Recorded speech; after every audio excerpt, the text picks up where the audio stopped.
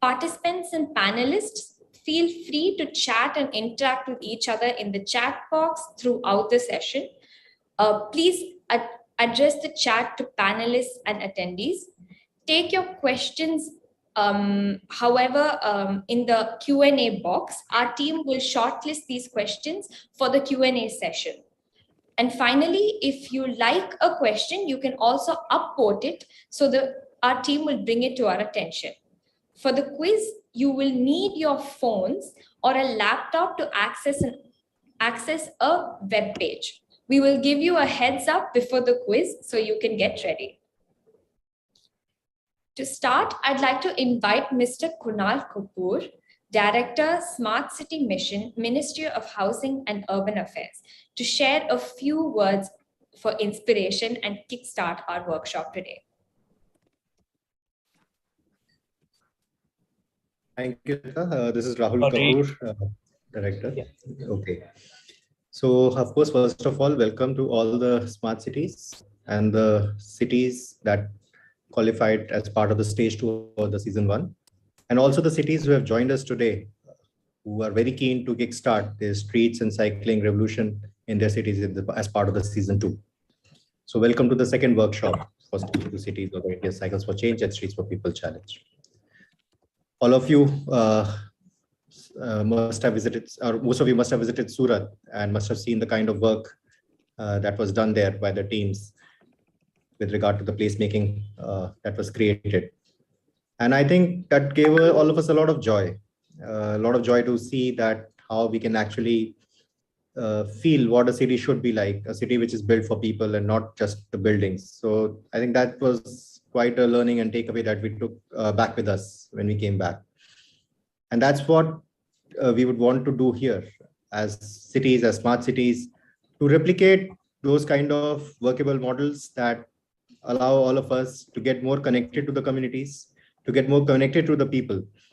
And I think the initiatives that have been undertaken under these various challenges of the ministry, be it the Streets for People, be it Cycles for Change, be it the Nurturing Neighborhood or the Eat Smart Cities Challenge, I think all of them have one single objective, and that is basically building cities for people and connecting with them.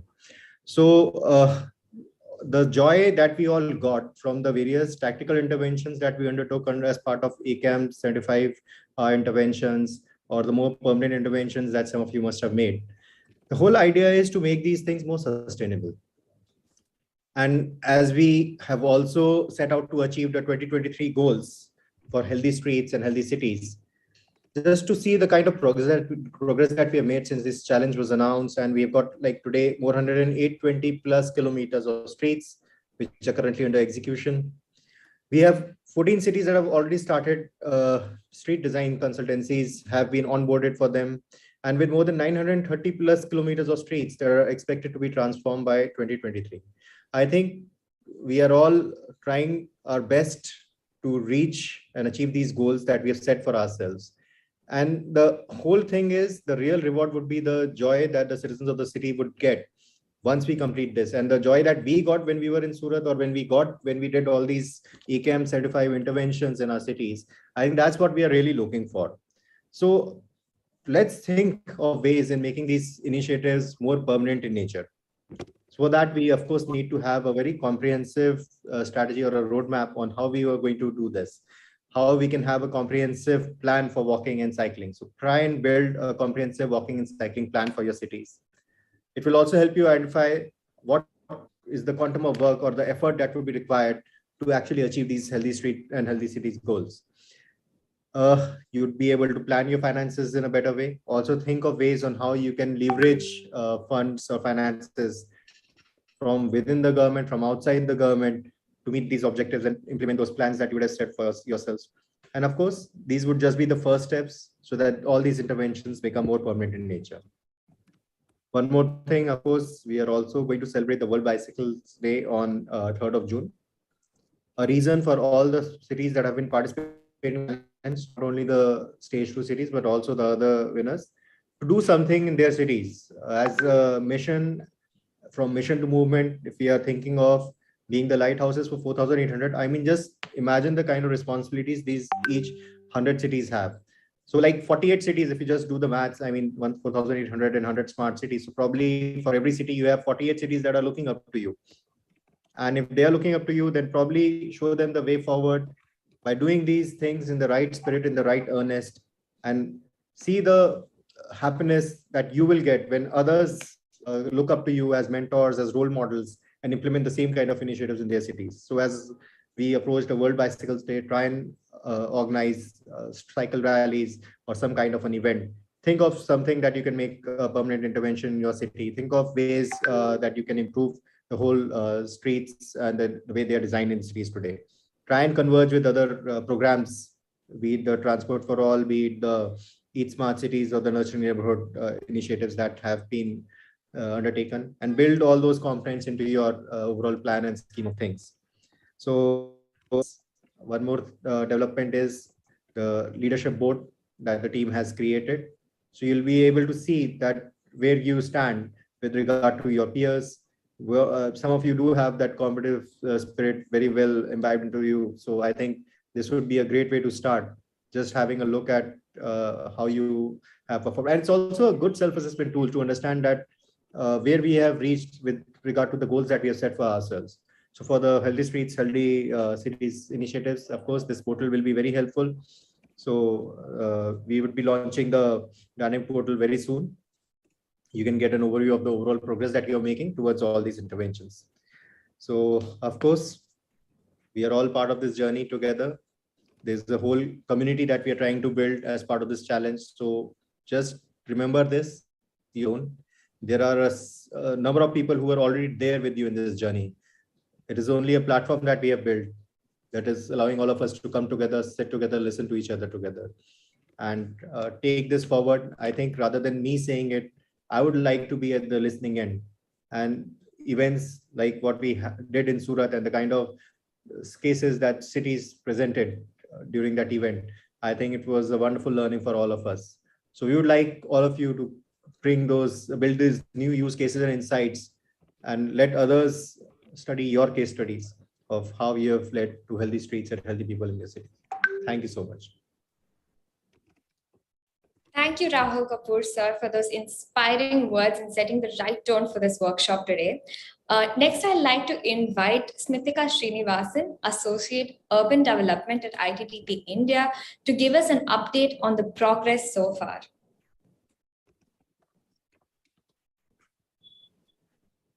Thank you, Suri. So let's just look at the progress so far in both the challenges.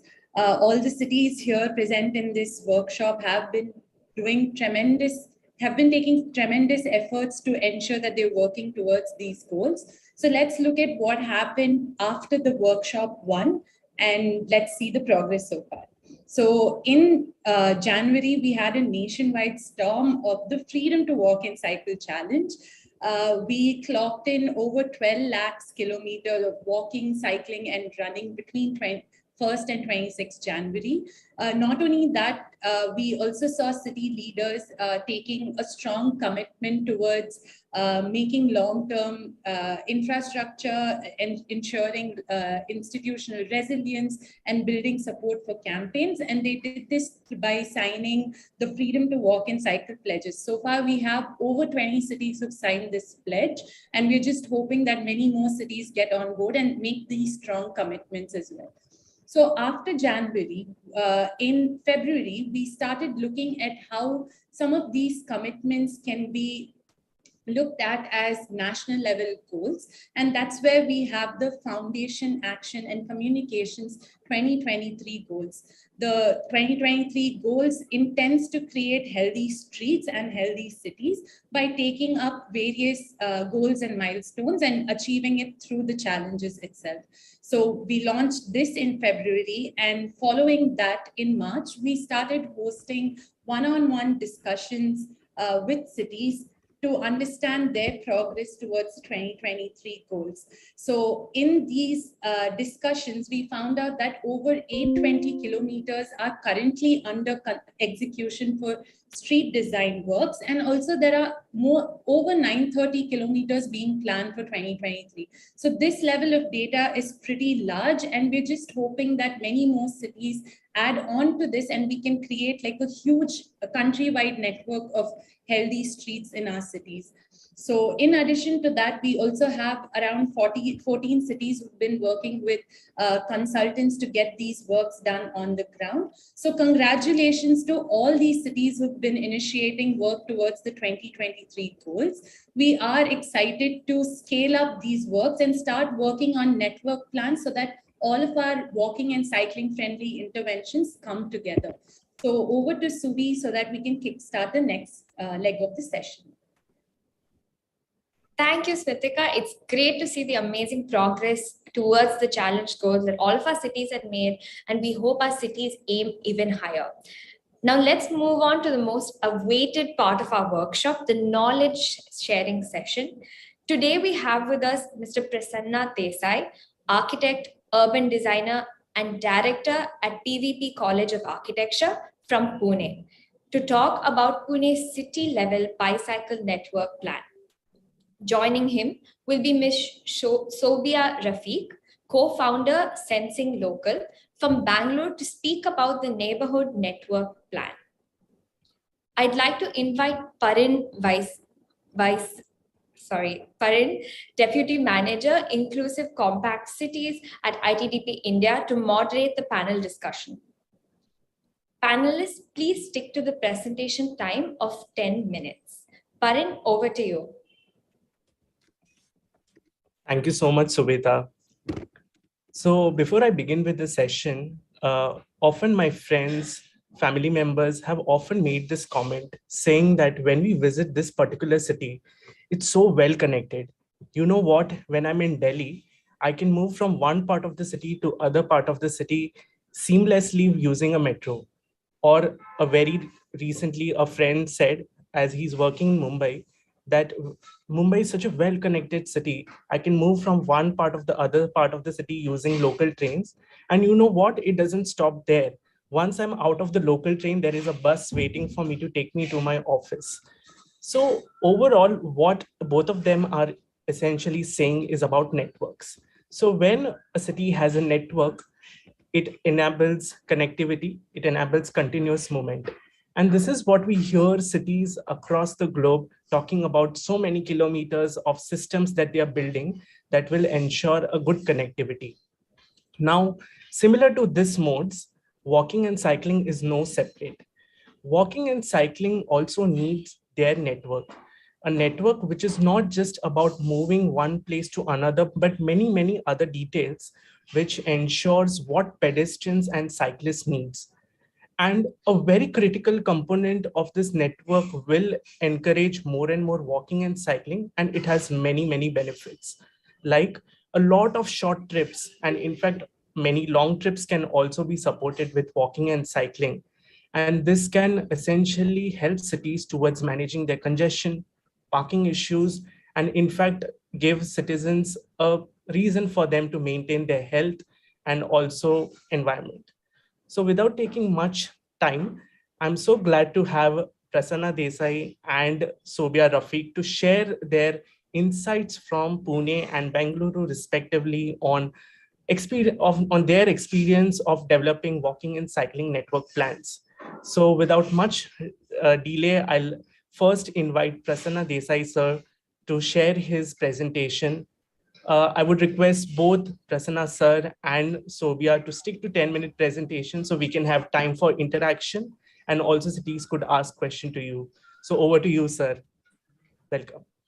Yeah, thank you, Parin. Thank you for inviting me. And thank you, Rahul Kapoor sir, for this session and making a very interesting and very simple opening statement. You have given me 10 minutes, but cycle is a very slow vehicle, you know. So it doesn't cover too much of a journey in 10 minutes at all, you know. It takes longer time. So I hope you will realize that. Anyway, that is just a passing remark. And straight away, let me get on to my presentation. It is obviously a little lengthy, but I will go fast and then maybe we can cover up many points later. Having said that, this is Pune Bicycle Plan, which was initiated almost 7-8 years ago. Are you able to hear me? Yes, sir. Is it visible? Yeah. Yes, Yeah. yes. Yeah. Okay. So this was a joint work that we had done between iTrans. iTrans is a Delhi-based company which was headed by Dr. Anvita Arora, who is an architect and transport planner, CE Center for Environment Education, and Pune Center with Sanskriti Menon and Prasanna Desai. So it was a consortium with which we were working on this. And I will run through these slides at a fast note. As I said, cycle-friendly environment.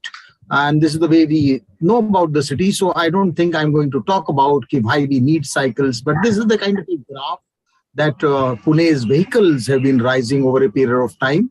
And there have been some examples which were there when BRTS was done right in the beginning. You can see the top two images. These are the first pilot BRTS in Pune, which we had executed. And you can see the cyclist literally on the design bicycle track. So we may talk about it later. And after that, a lot of other cycle sharing initiatives. And the bottom one is the latest work in Aund and JM Road. So I will skip all these statements, and then this also sets the ball rolling to tell us that what cycle can do in terms of what car occupies on the street, and that's the way our cities are. So just to put this in perspective, and that is where how do we really solve the traffic problem is the question: pollution problem, congestion problem. So these are the images. Pune records highest number of two-wheelers. All of us know this. And 35 lakh population in Pune and 36 lakh vehicles in Pune. Not a very good sign, you know. And why should Mumbai get over the opposition of cars? That's also, despite having had local trains and all, these are all the situations. This is Jaipur, and these are all of our old cities. The left-hand side shows the old times, good old times, and the current situation. And that is what the transfer. This is Pune station, once upon a time, and what is it currently today.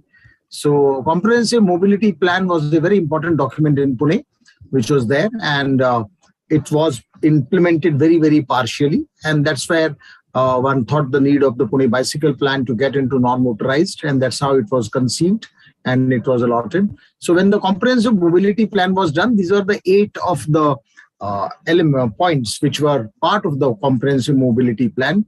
I'm not reading through them, but the last one, the 8, flyover and bridges, was implemented with a lot of focus, one must say, and it was supposed to be the temporary measure, where all other 7 were at a very slow pace, you know.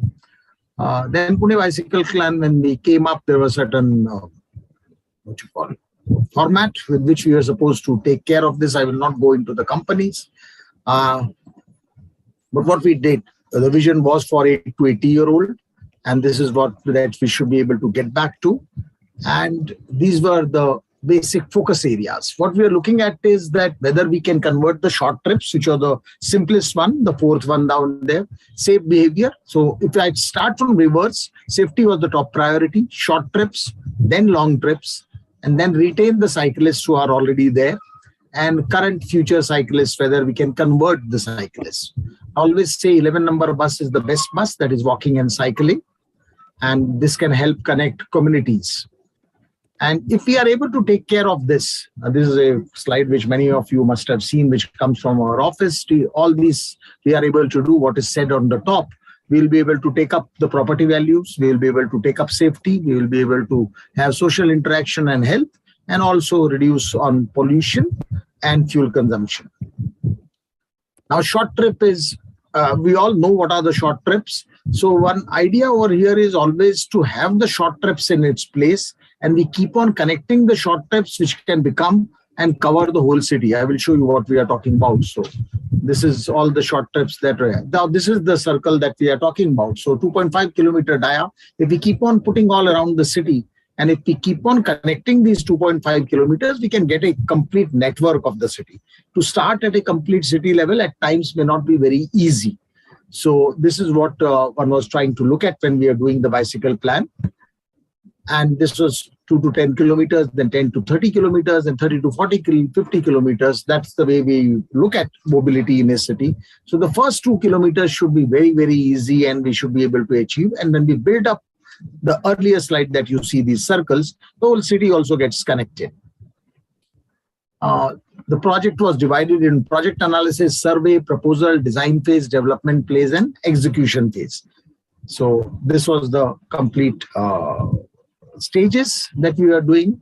And I don't have the time to go in deeper into it, but we'll pause on key situations. So creation of cycle track network, cycle safe streets, bicycle parking facilities, integration with public transport, awareness and education campaigns, awareness and promoting, and all this over here. CE was involved that we were discussing bicycle plan. It was very important at ward level 3 times. So when we made the initial plan, we went to the ward, in the ward office, got the ward officers involved, got the politicians involved, and took their input. Then we improvised the bicycle plan and again went to the ward. So it was not that we prepared the plan and then we went to them. While the plan was under preparation, that is the time we took the plan to the ward offices and the politicians too. So data collection was the first stage. So this is all the data of DC rules and what has been already done was collected. So various forms, I will not again go into the details. This is all the data that we collected. What did the bylaws say? So what I'm trying to say is that this was not a short project. This ran for almost 2 years before we came with the bicycle plan for Pune. So all this data was collected, first stage of data. Then street mapping. Now this was very critical. We divided the city into various zones and we mapped the city. So you can see that these are the arterials which we aligned, 12 of them. And then we mapped this, we mapped zone wise, each and every road. And each and every road was mapped as to whether it has a bicycle track, whether it has a dedicated bicycle track, whether it has a painted bicycle track, which of the bicycle tracks can be used. And this was mapped on left-hand side and right-hand side. This I must be very specifically talking because it is not only mapping the street, mapping the LHS and RHS. We also did these land use destination mapping, street assessment surveys. All these surveys were carried out by CE, Center for Environment Education. And we came out with these dots and nodes and streets. So a very intense exercise. We are trying to look at colleges, government buildings, schools, recreational spaces, markets, public building. All the land use of the city was studied. And this kind of a mapping which was put in. So this is the mapping through Google. Where are the destinations where people like to go? Now this is schools in Pune which were mapped, bus stands in Pune, railway stations, ward offices, post offices, RTO offices. So all these were mapped, Jilla Parishad offices, telephone exchanges, banks in Pune, restaurants in Pune. You can see the dots over there. So the idea is not really to travel maybe 5 kilometers, 10 kilometers on a bicycle to a restaurant, but within the wards you can travel to your restaurant. So density of restaurants you can see. So the evening, if I'm going to the restaurant, can I cycle and go to the restaurant rather than taking out my car? So it starts at the school level and ends maybe at the restaurant for the generation which is younger and wants to do this. Gardens in Pune, slums in Pune.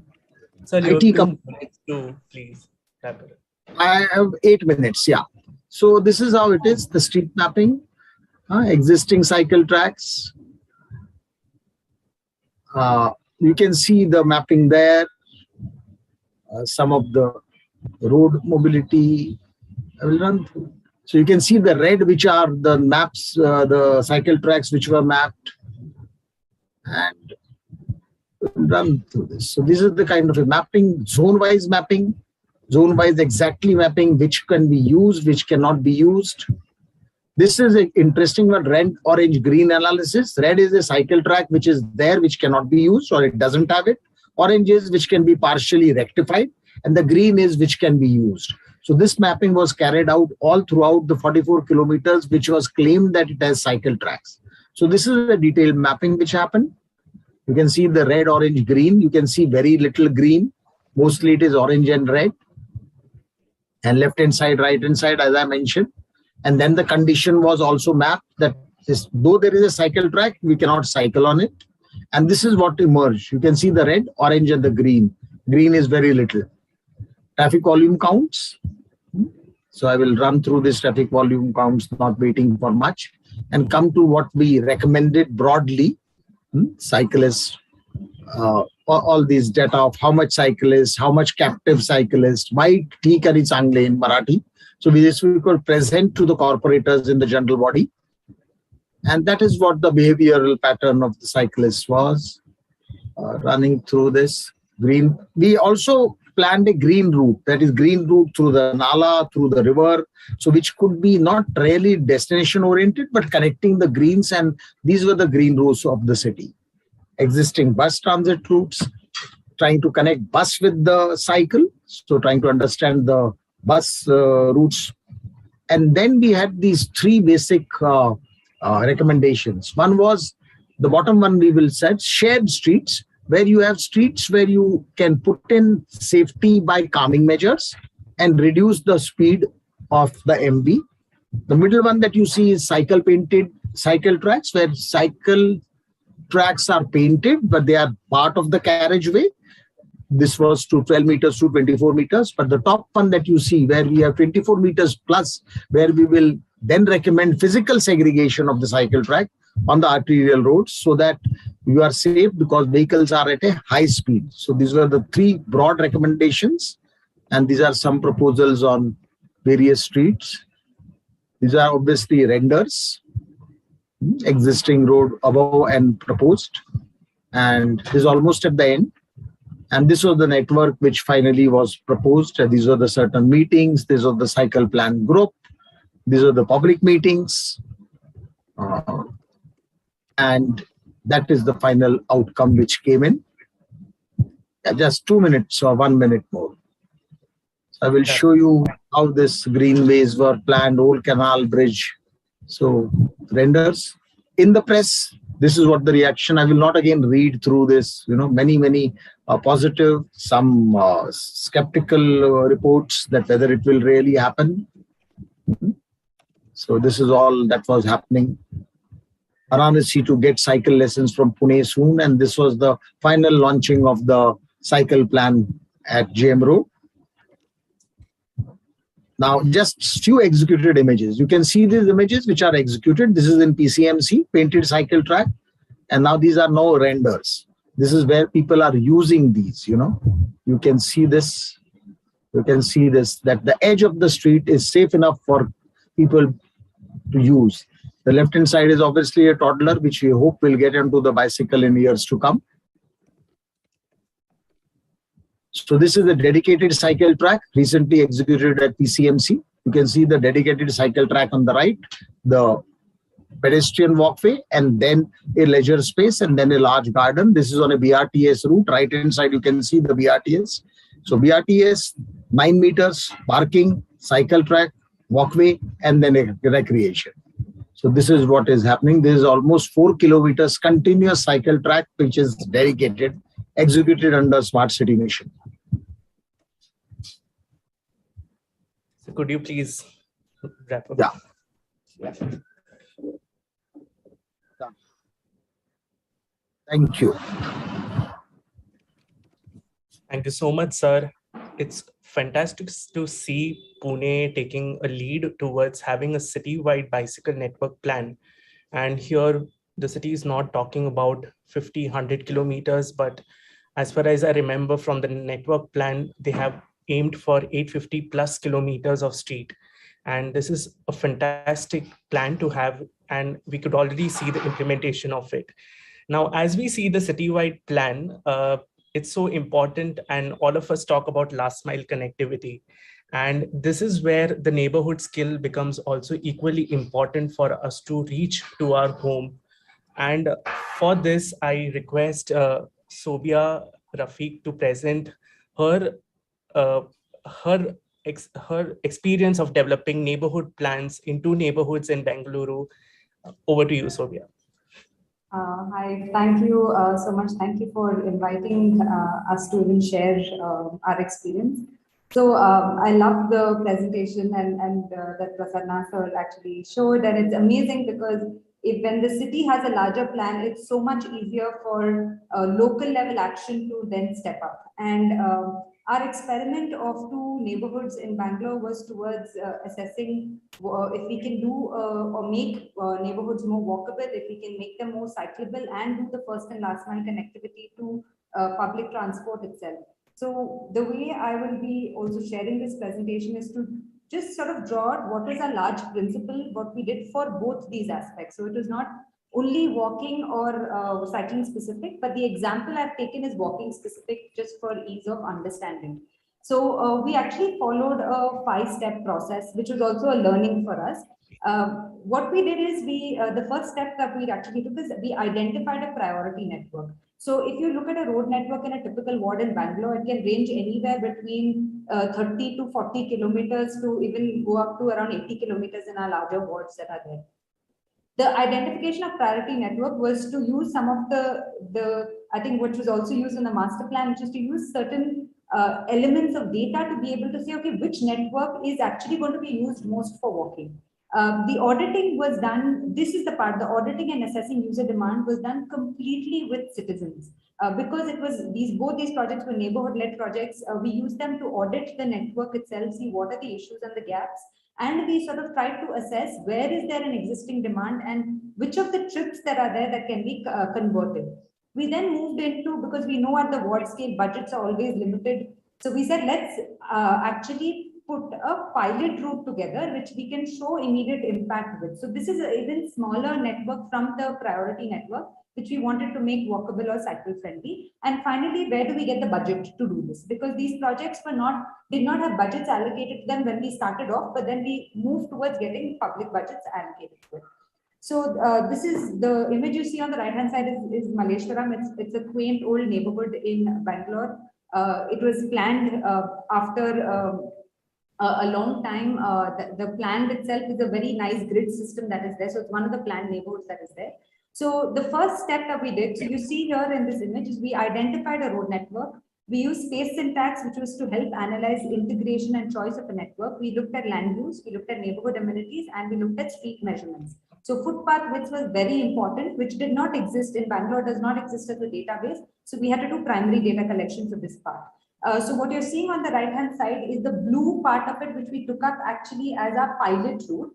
The dark red became the larger walking network that we prioritized of the entire thing. And the light red is the rest of the roads that we are not taking up. So what you see here is all the different data sets, and I won't get into the depths of it, but it is land use, road hierarchy, major, minor, intermediate roads is a classification we have here, key destinations, footpaths, the ones that had 1.8. So you'll see that the ones that pop out are actually, which are green, are the ones which in this case were the conservancy lanes that we reclaimed, which were really 4.5 meter wide, but unused, largely unused in this neighborhood. Space syntax is also a digital tool that can really help understand how is the network itself performing, just the road network as it is as an objective piece of infrastructure that we have. The second piece that we did is auditing of it. So what you're seeing here is actually geolocated points. So this was all on a live website where we looked at barriers, obstructions, road footpath quality, broken, missing, unsafe zones, facilitating infrastructure. So if there were shaded areas, where were those located?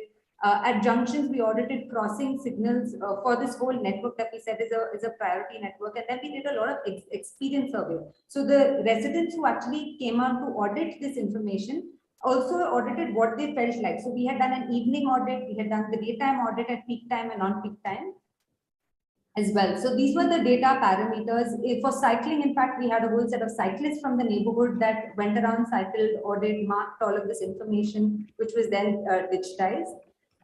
We then converted this into an inhibitor and a facilitator sort of a map, where we said, okay, let's take all the inhibitors to walking and give them a scoring to say, okay, which roads actually inhibit walking at this moment because of all these issues that exist. And we also did facilitators. So which roads actually facilitate walking? So on this, for instance, in the middle map that you see, the ones that are green are already conducive to walking. So we know that those may need some level of cleaning and they're fine. But the red ones really require hard-hitting work to happen. Whereas on the right-hand side as well, you see where are the shaded paths. So it is the matching of all of this data that will help us arrive at the route. The other part that we did was assessing user demand. So this user demand, actually, the approach we took is we did a mapping of the key destinations used at the neighborhood scale. Because what are we trying to do? We are saying that I want to make last mile connectivity and neighborhood trips to be in walking and cycling. So we went to these destinations and actually did a mapping of a survey with the people that were at these destinations and understood from them how do they come, what are the routes that they use, what mode do they use, if they use a motorized mode, where do they park, how far do they come from, if they use metro, which metro, if they use bus, which bus stop. So all of this kind of data was actually pulled up, and we got the existing walking cycling routes that we already use, as well as the potential uses that can be converted. And in this, we have the categorization of neighborhood versus people coming from outside of the neighborhood. This again had three main things: the key destinations, the survey design that we went through, and the data analysis to understand the trend of what was happening. So what is the potential to change was what was interesting to us, saying that if you are within the kilometers of 1 and 2, why you still take not walking, right? So, or why you're not taking an alternate mode like cycling. As well as we found certain factors that were deterrent for walking, which is the perception of citizens with respect to that neighborhood. So how did we select the pilot group? So we took these inhibitors, we took the facilitators. So all of the audit data that was developed was taken, and we looked at the user demand assessment. With that whole thing together, we actually selected road by road and arrived at the pilot route that you had seen in the first image that I showed you, which was in blue. And I'll come back to that. So this is the route that finally got selected. So what you're seeing in red was what popped out. The next step for us was about the budgeting. Right. So what did we do? We mapped all the roads in the ward that were currently being budgeted. We developed this plan and we went to the MLA's office along with the municipality officials. What happened was when they saw the plan and they realized that actually, a lot of the walking thing, there is already maybe 50% allocated. I have to channel 50% more to get this done. Literally in both the neighborhoods, what has happened is the local level officers itself have channelized money into making these walkable. And that has happened so seamlessly, something that we thought will take so much more time to do, but it was much easier and simpler to do that at the local level with the local officers, as opposed to moving at even at a higher city level, which may have taken a lot more time. So that was something that happened really easily. And then the additional thing, what has happened in these two neighborhoods is we managed to channel a lot of private funding. So there are wall paintings that have been done. We've managed to get in now signage systems along this, which are getting funded by another government agency. So because there is a proposal, the base infrastructure is already ready, all of which the planning process and this work of channelizing funds took all of 4 to 5 months to actually get the whole piece in place. And then from there, the additional improvement, beautification is what now we are concentrating on. So we have engaged over 4,500 citizens. There are over 250 issues that were mapped, and each of these issues also started getting pulled out. So we went with the BBMP official and the Westcom official, which is the electricity department, to see all the street lights that are not working. That got fixed with separate set of officials with citizens, and not only us going down and taking this data. Similarly, for parking management, we are now putting a parking plan together in the neighborhood to actually work with this, which we're doing with the traffic police. So all of this has been possible because now data has been available, issues are there, which are mapped by a georeference point.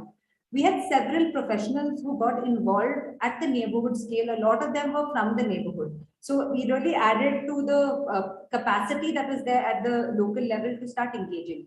Over 60 crores of public funds were unlocked in just these two neighborhoods for only the pilot network, which means that it is very much possible to move that money through. So around 12 plus partner organizations. So we do have government organizations, we have community organizations, we have technical, we have campaigning organizations, we ourselves are technical organizations as well. So all of us together have actually made this happen. So it is also a growing network that's happening as we are starting to implement projects. Finally, we have actually developed certain toolkits. So this process that you see has actually been documented in the form of the toolkit which we are currently preparing, and hopefully we'll be able to share out soon as well. So we have a lot, both the project websites, that the Walkable Malleshwaram and the Complete Street Turnakundi website are live and up. We have used that website as a way to keep sharing our process. So everything that you see there in the planning, the data that you see will be available. The process we followed is available. What did we finally get as an output is available. So feel free to go and see that, see what it is. Happy to take any sort of communication at a later stage to say what can be done, how do we digitize it, what tools we can use. Happy to also discuss that. But all of this is very possible at the local level to do it in a much faster manner. So the imagination that I would like to leave us with is at a city level, whatever is done, there is a need to understand what you can unlock and make happen at the local level. And if you do that, this problem is actually not that difficult to solve. So a master plan is very important, but to start implementing and mobilizing a master plan is even more important. So these kind of initiatives that are there, we have data available and we say that, okay, issues need to be monitored at a much more local level. It cannot happen at a larger city level. These are the things that need to be enabled, and citizen groups, young professionals need to be encouraged to come in and participate towards taking on their own neighborhoods. And I think then we can see a far wider reach and a much faster implementation scale that can happen. Thank you. Thank you so much, Sobhya. Especially I like the last line where you said it is a faster process and it's so like faster to move things around in local area. And I really like that spirit, because that is what we want to see, that we transforming our cities as quickly as possible and not taking another century to do that. So this was quite inspiring and well summed up, I would say. So moving on to question and answers. I think both the presentations gave some very good insights at different scales. I would first like to go to Prasanna Desai. Sir, you spoke about, so Pune has a comprehensive mobility plan which was made in 2008, and Pune bicycle plan came into picture in 2018. Just wanting to understand whether this plan sort of is integrated with comprehensive mobility plan, and what is it so different or so special about bicycle plan that is not covered in comprehensive mobility plan that cities must consider? So over to you. So comprehensive mobility plan is a very broad policy level. It doesn't work on the nitty-gritties at all. It says that walkability should be given importance, cycle should be there, bus should be there, and all other things. So it is basically listing down a broad-based thing, whereas cycle plan is very, very specific. It talks about each and every street. It talks about the left-hand side, right-hand side, and it talks about which should have dedicated, which should be painted, which should have calming measures. So the status of this, and this was passed by the general body. What is very important and critical is that it was passed by the GP and sent to the state government, and it was endorsed by the state government. It came back and it is supposed to be integrated with the development plan. It is to be superimposed on the development plan, but that has not happened so far. It has not got superimposed onto the development plan. Once it gets superimposed onto the development plan, then it becomes mandatory. It becomes a legal document that this street has to have a dedicated cycle track, or this street will have calming measure, or so that is yet to happen, and we hope that this will happen soon. The only other thing I would like to also add here is that the journey of cycle plan doesn't start on 2018 or 16. It is 30 years ago, 30. It's 3 decades. So that is to be really noted down. The people who are at who have been spearheading that, and they should be named, because we are talking about Sujit Patwardhan, Sujit Patwardhan, Ranjit Gadgil, Pranjali later on, Pranjali Deshpande, then all these people who have been talking about walkability. So there are so many people who have been in this movement. Jugal Rathi, they have been in this movement of 30 years, and that's why it has reached. And so वो पेड़ लगाया था, उसमें से अब फल आने शुरू हुए हैं, एटलीस्ट साइकिल प्लान बना है. And yes, other cities are making an excellent beginning, and I'm sure, but one will have to be patient by the time it reaches there. Maybe it should be faster because some benchmarks are set. Thank you, sir. And certainly Pune is setting up an example which is inspiring other cities.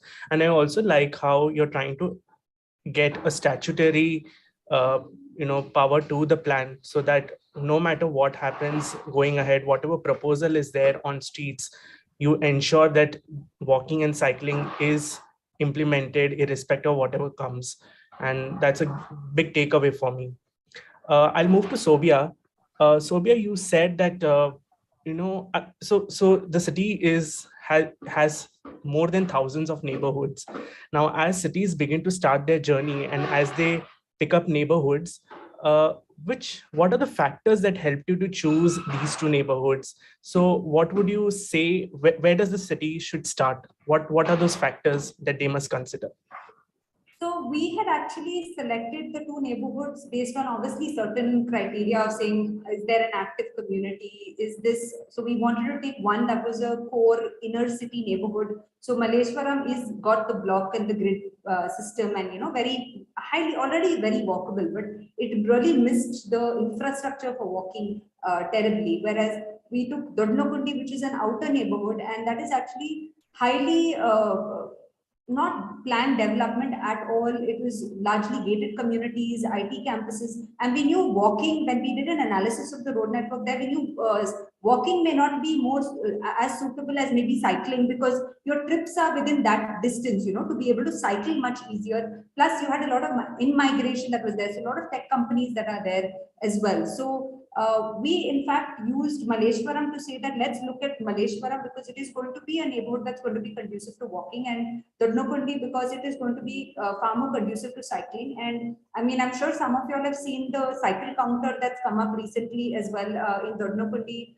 which has been shared on the groups as well. The reason we put up that cycle counter as a thing was to prove the numbers, because actually, in Dodnokundi, we had a lot of maids, security guards, all the utilitarian cyclists who actually use cycles in large numbers, which does not exist in the core of the city. This still exists at the outside of the city because it's a much cheaper mode and distances are that much that you sort of can opt for a cycle instead of walk. So I think these two, in the nature of the neighborhoods itself was actually quite interesting to be able to decide what could work where. But I think if a city had its modal share done as a survey, and we had that survey available, you already can start identifying patterns and trends where you should start first, or which neighborhood should actually be started first. So that is one way. The other way is also to look at the network itself, right? How easy is it to walk looking at the network and looking at the radius that is there, especially in a city that is unplanned, right? A planned city still is predictable. You know it follows certain norms, but an unplanned city does not follow because a lot of it is privatized land that exists. So these are the kinds of factors that we looked at first. And of course, for us, it was very important to integrate our projects at with the community. So Bangalore, as you know, we have around 3,500 active resident associations that are there. So we also selected basis certain parameters of how many neighborhoods were active and who can actually be equal partners into this process or this experiment.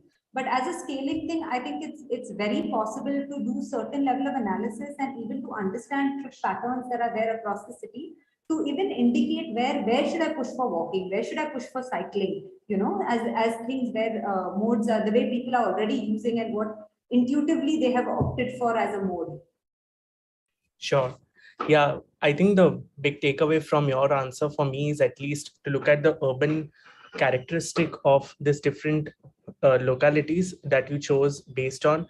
Also very important thing, how having these interventions would benefit the citizens over there, because often we do interventions but there's no one to use because it's far away somewhere from the city. So I think its usability is also very important. And in fact, one of the other things was exactly that, because Bangalore already started doing a cycle lane on outer ring road. So our thing was like, you need a feeder. Outer ring road is just one road passing through that neighborhood, but it was really not connecting anywhere. So hence, let's see whether that network plan connects into a larger city plan. So I think all of these will definitely add to helping select neighborhoods to start off with. Sure. And I think the last point I would like to add, most importantly, there was already some support from the community, which has a good opportunity for you to scale up. So in some sense, it is not a very difficult ground to play, but something which is already a bit easier, relatively easier to work on. Thank you, Sobia. I'd like to pick up a question from the audience, and this is regarding funding. And this is where the critical question always comes into play. And Sobhya, this is somewhere you touched upon in your presentation too, but this is for both of you. How did you plan for the funding? Were there any innovative sources of funding for creation of the network plan? Because at the end of the day, all of us are interested in its implementation. Implementation also not that we take 100 years, but something which is quick. So out of your experience, what has been the various sources of fundings that has helped to push the things ahead? So I'll again go first to Prasanna sir, followed by Sobhya. Sir, you're on mute.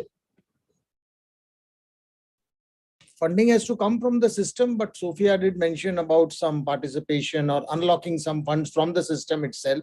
So there is I don't see funding is a problem. It's a question of setting the priority right, that where do you want to give that funding, and that can be done. The other thing which we are always talking about, that you always have, there is this something called as the road department. I don't know about other cities, but every city has a road department. So you have funding available for concretization of the road, tarring of the road, leaving the sewer line, water supply line, electrical line. So if they start believing that cycle or walkability is also equally important, why don't reserve 25% or 20% of the total tender for the edge or the NMT? That is what we had given as a suggestion. Any tender that you float, 25% should be spent on the edge, and the rest is all your services. So this kind of a division could be done, and then it would happen, because the priority needs to change. Rest of the sources, I think, obviously smaller cities may not have that kind of a budget, but larger cities have huge budgets. And if you have budgets available to construct so many flyovers, then obviously I think it doesn't cost much at all. Thank you, sir. It's just reorganizing the funding, reorganizing the. Exactly. I think that's the key. Reorganizing the funding is what it is. Because here as well, like when we also went ahead and actually to the MLA's office and obviously the municipality, the local officials here, they have budgets. It's just that the budgets are randomly placed. They don't have a way to organize it the right way. But if you're going to go with a plan and say, okay, let's do it here, this is how it's going to be impactful, they are more than ready to channel that. I mean, we went and we realized that there are actually parking and no parking signboards that are lying around 38 to 40 of them that have been lying. They didn't know where to put it. Now we've done parking plans, so now they know acha, we'll use that. Additional can get funded for other things. Similarly, the same thing has come in Dornogundi, where we have said that we've got the funding under DALT around 50 lakhs that's come to add-on initiatives. So we said we'll demonstrate around 1.5 kilometers. The rest of the 10 kilometers actually BBMP is taking up, and they're making new proposals for these add-on elements. So it's very much possible. I also think one other inhibitor has been the fact that there are a lot of new materials that are getting used in these kinds of projects. So that has been an inhibitor, that they don't know how to cost it. So we have actually supported them in that, in getting parallel quotations from vendors that are there. Who are the vendors that are there? Even that is not known, right? Because they're still sort of evolving, that whole ecosystem is evolving. So I think all of these aspects definitely allow them or gives them the confidence that yes, I can fund this, because either it's already done as a pilot in the city, which is the first step. So you do a demonstratable network with all the elements, you figure out what is the costing, because it will not be in your SR rates that are there, or the standard rates that are there. So that really helps as well. Sure. So yeah, I think the two things, as you rightly put, first is the priority. If you have the priority rightly set, there is no reason for you to not spend on it. And I think it's about having that right priority. And second, as you said, Sobhya, yeah, there are funds available. It is about us giving that right direction and to the city on how to use it, spend it, and also work, as you have already worked with the citizens, with the communities. I think there's a potential of, it's basically finding ways to use that untapped potential money that's already there. So I think funding is not really an issue, but it's about the priority, and the way to use it is what it matters. There's so many questions actually coming in, and would love to take that, but because we are falling short of time, we'll have to move further. to the next session. And with this, I really thank Prasanna Desai and Sobia, who have shared quite good insights from both Bangalore and Pune. And I'm sure there's so many things that our audiences have to learn from it. And thank you for sharing the resources. And once it will be a good chance for the cities to also look at those resources, and happy to connect further with the cities on if many questions they have. Thank you so much, Prasanna sir and Sophia. Thank you. Thank you. Over to you, Savita. Yes, I'm sure. Thank you so much, Prasanna sir and Shobhya ma'am. I'm sure your discussion and all your insights would have left all the cities who joined us here today very inspired. And thank you, Paran, for moderating the entire discussion.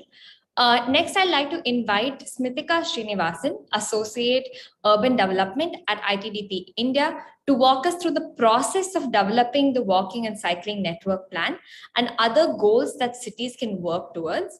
We are also joined by Aishwarya Soni, Deputy Manager, Strategic and Visual Communications from ITDP India, to talk about the upcoming World Bicycle Day and what initiatives your city can take up. Over to you, Smithika and Aishwarya. Thank you, Suvita. So let's jump right into the technical presentation. So the technical presentation is going to give you the steps towards taking up action and to scale up your interventions itself. So let's move on to the next slide. Here are the 2023 goals that you're familiar with. Cities will be working towards these goals. Some of them have already started working on these, and you'll be working towards these goals as part of the challenges, which will cover the pillars of action, foundation, and communication. And in this workshop, we will cover 5 milestones, which is highlighted in this next section. So let's just jump right in.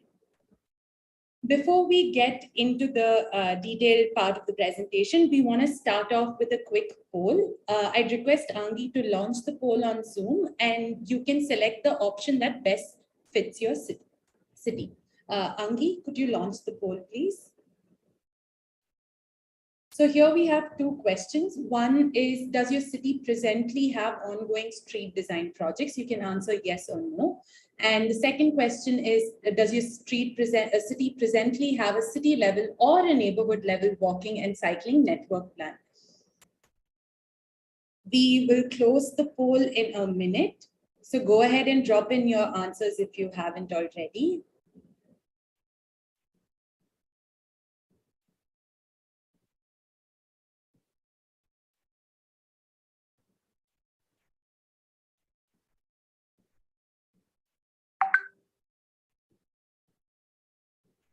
I think we can close the poll.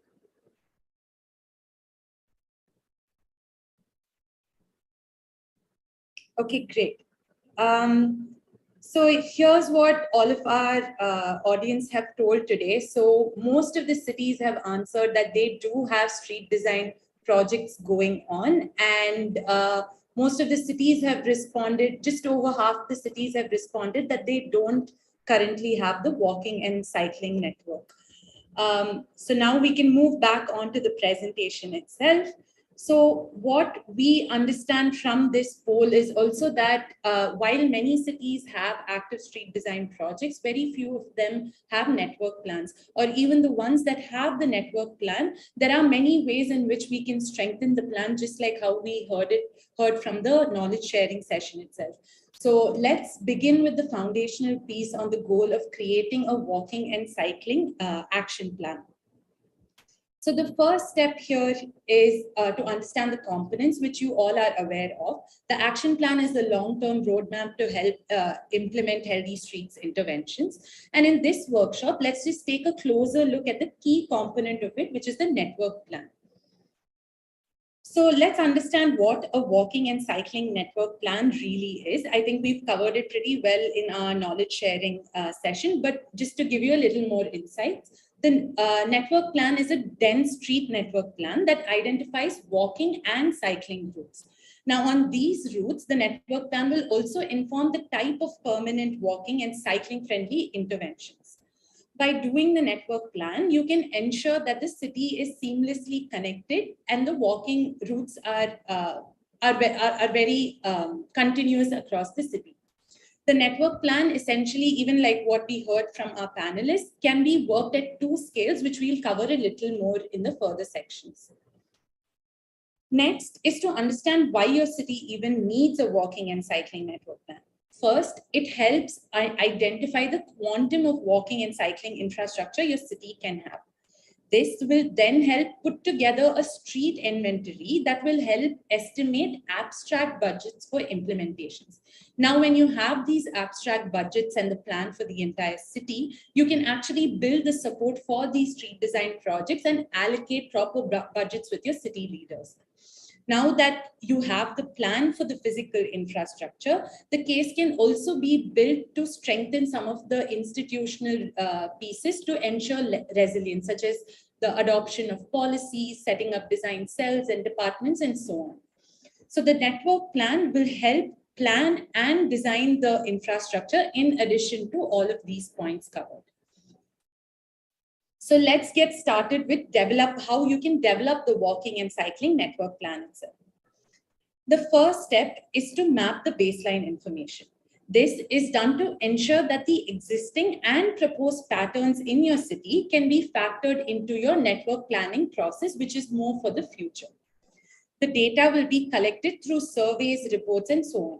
So we've given a detailed list of elements that you can consider to map the baseline information, which will be provided in the guide. And additionally, you can take up more layers or data to further strengthen this baseline information. The next step is to map the street hierarchy, which is arterial, collector, and local streets across the entire city. Knowing and mapping the streets hierarchy will help you be aware of the street characteristics, speed, and usage, which in turn will support your decisions for planning suitable walking and cycling infrastructure. We'll come to that in a bit, but moving on to the next step. Mapping the network at the city level. Once you have the street hierarchy map, we will identify which of these streets can come together to form your city level network plan. This step is essentially to help pick out the key streets on which having walking and cycling infrastructure will be most beneficial for the city residents. You can further add more layers as you map the city level network. Like we've mentioned, the detail will be provided in the guide, so don't worry about that. Now, let's zoom in a little bit and see how a neighborhood level network can be mapped. Within a neighborhood, we must ensure that all the streets are factored into the network, since our overall aim is to ensure that entire neighborhoods are safe for walking and cycling. So that's why you see all the streets within this neighborhood being considered for the neighborhood level network plan. Now, be sure to also consider linkages and other connections through private properties across natural features to ensure that walking and cycling distance is shorter for the citizens and hence more comfortable. As mentioned, the goal is to ensure that our neighborhoods are made safe for walking and cycling. But to start off with, you can prioritize a few neighborhoods or even wards as you begin developing your neighborhood level network plans. Incrementally add more neighborhoods to ensure all neighborhoods in the city are made safe for walking and cycling. Now that you have the network plan, let's look at how you can use it to identify interventions and make it more robust. Let's understand what walking and cycling interventions can look like. The three primary types identified are segregated footpaths, segregated cycle tracks, and traffic calm streets, which you all are mostly aware of. You'll be assigning these interventions to your network based on the speed of the streets, as mentioned in the slide, which will also be covered in the guide. So moving on, there are other types of infrastructure which are identified, which is the walk and cycle only streets, walk, cycle, and public transport only streets, and cycle highways. These interventions will now be assigned to your network depending on the characteristics of the streets, which again, more information will be provided in the guide. Remember that a good network is the one that considers intersections, bridges, and other linkages and mid-block crossings as well. So be sure to integrate these in your network plan as well as the detailed designs. All of these steps and where you can implement these is covered in the guide. So you can follow that once we share it offline. The next step, now that you know the types of interventions, begin assigning them to different streets based on the street speed and characteristics. For example, we mentioned on the slide that streets with street speeds over 15 kilometers per hour will have dedicated and segregated footpath. If streets are above 30 kilometers per hour, they will include a dedicated and segregated cycle track in addition to the footpath.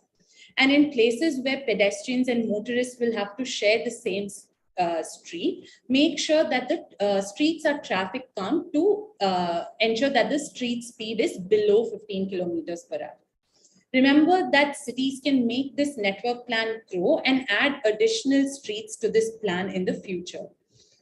And this now finally, with all the integrations, which the types that we've spoken of earlier, will result in your city level and neighborhood level walking and cycling network plan. The next step is to then create a simple street inventory using the information identified for the network plan. A sample table is provided here and will be provided in the guide we share also. So developing the network plan with this street inventory will help in understanding how you can phase out your implementation plan, packaging it for the consultants and contractors, and also help prepare budget estimates. So more steps on all of this will be shared after the workshop. The last step is something that you are all familiar with. So remember to get feedback on the network plan from various stakeholders and the community and revise it based on that feedback.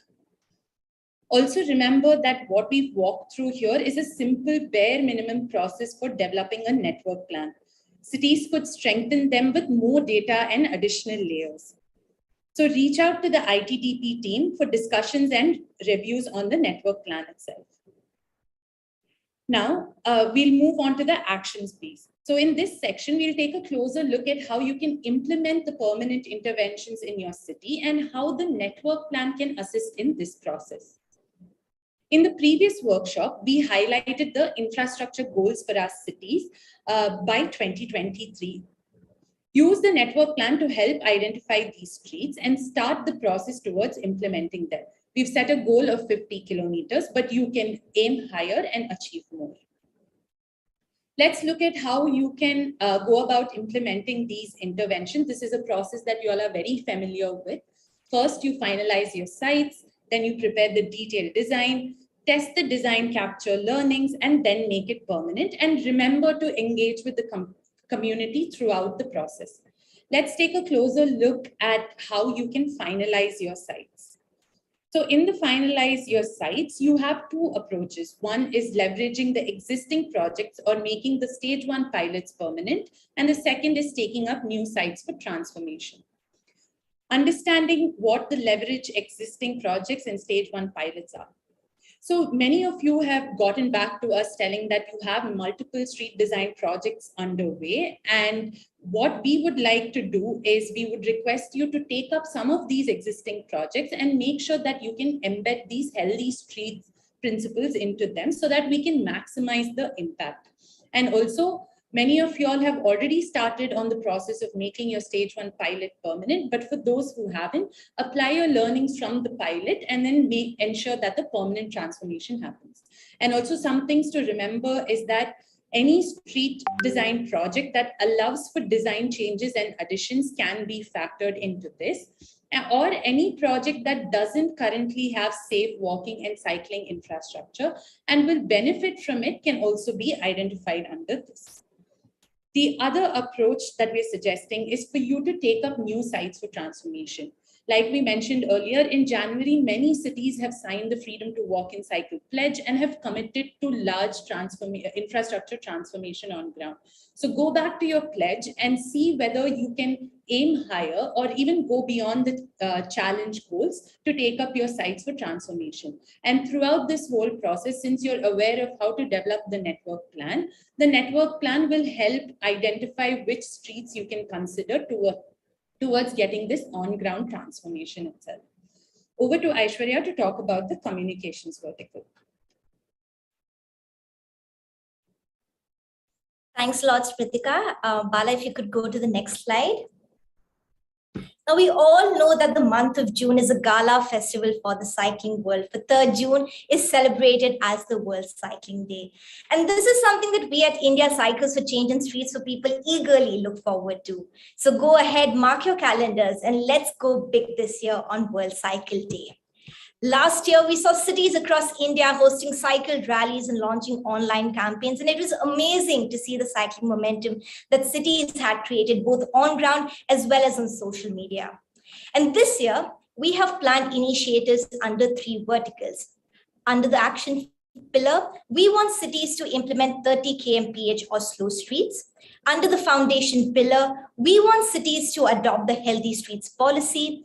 And under the communications pillar, we want cities to institutionalize open street campaigns and host cycle rallies. Next slide. Now, we all know how fatal high speeds can be. And here's a graphic that illustrates how speeds play a big role in controlling the severity or fatality of the injury.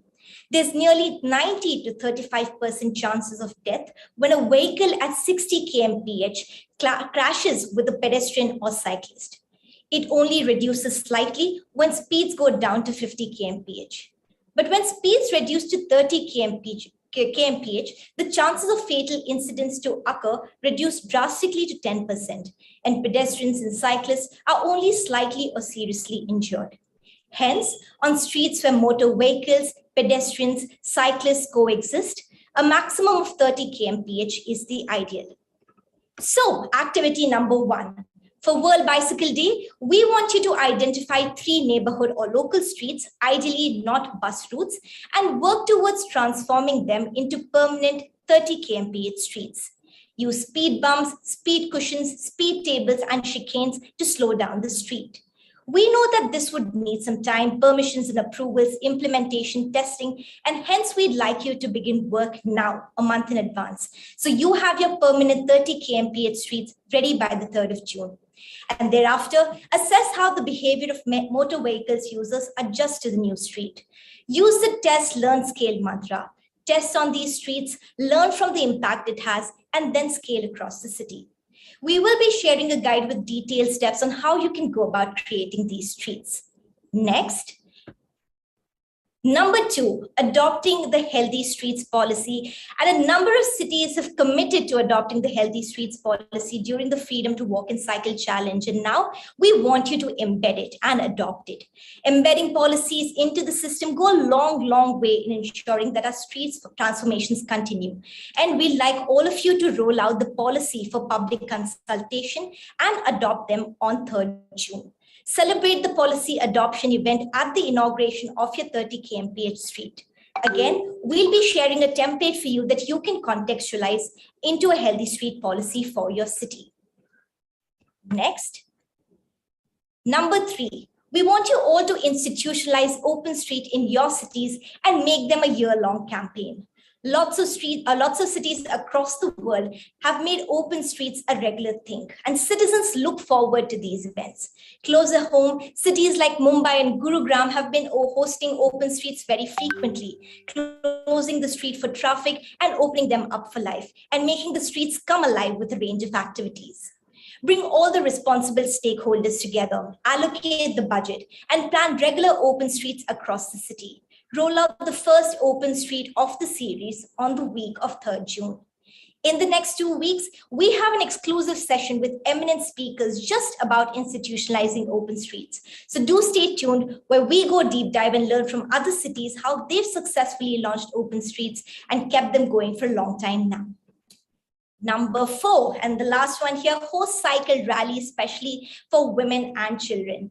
We all know that there's power and strength in numbers, and when there are more women cyclists on the streets, other women feel empowered to cycle too.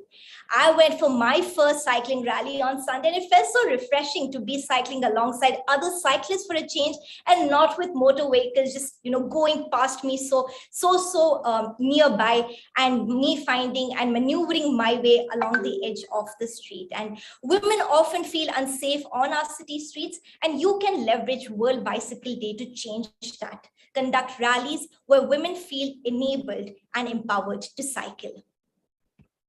And with that, I include the exciting plans that we have in store for you for World Bicycle Day. Again, we will be sharing a guide with you so that you can successfully roll out all of these initiatives. We look forward to celebrating World Bicycle Day like a nationwide festival with all of you. Thanks a lot, Smritika, and back to you. Thank you, Soni. We're really excited for the World Bicycle Day to shape up. So also cities, to remind you that these are some of the goals towards which the collaterals have already been shared. So if you've not commenced on it, we strongly urge you to get started on these goals.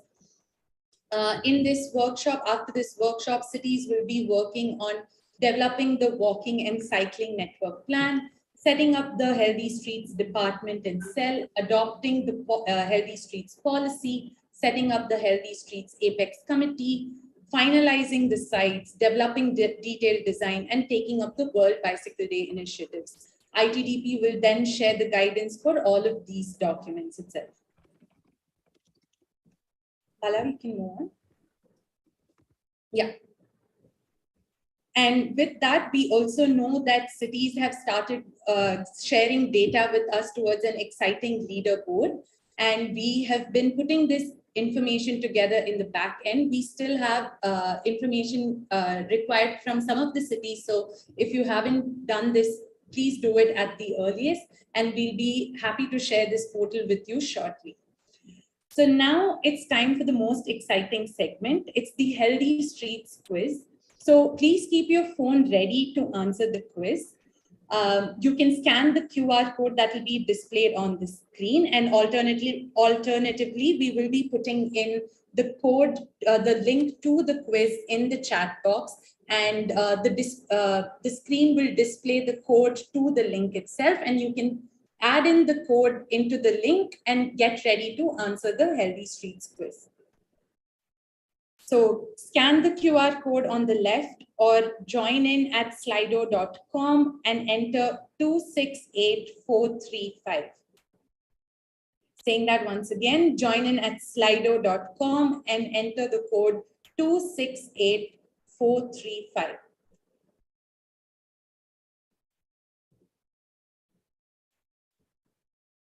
Okay, we have a couple more people joining in now.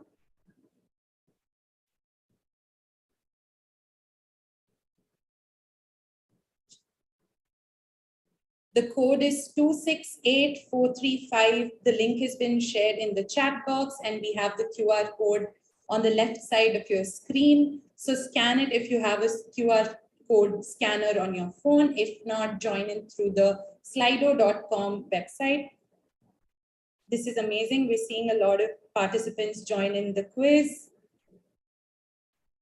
We will close the quiz in just a minute. So if you haven't got on to Slido, do that quickly.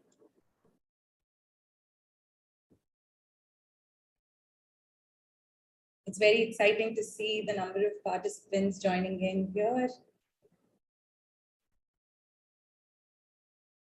Okay, closing the poll in 3, 2, and 1. I think, Bala, you can move on to the question now. Okay, so the first question here is, what is the first step to creating a network plan? Is it map your baseline information, identify street hierarchy, or identify and assign the type of interventions? Go ahead and tap into what you think is the right answer, and we'll display the answer and the solution shortly. I hope you are all done with the first question. Bala, can we take a look at the answers? Okay, most of you all have responded saying the first step is to map your baseline information. Let's look at what the right answer is. And that's right, it is map your baseline information. We've covered it in today's workshop. We'll also give you guidance on what layers you can consider to start building up this baseline information itself. Great work, everyone. Moving on to the next question. The network plan will become part of your city's Healthy Streets policy. 3-year action plan, or institutionalizing campaigns? So go ahead and type in your answer.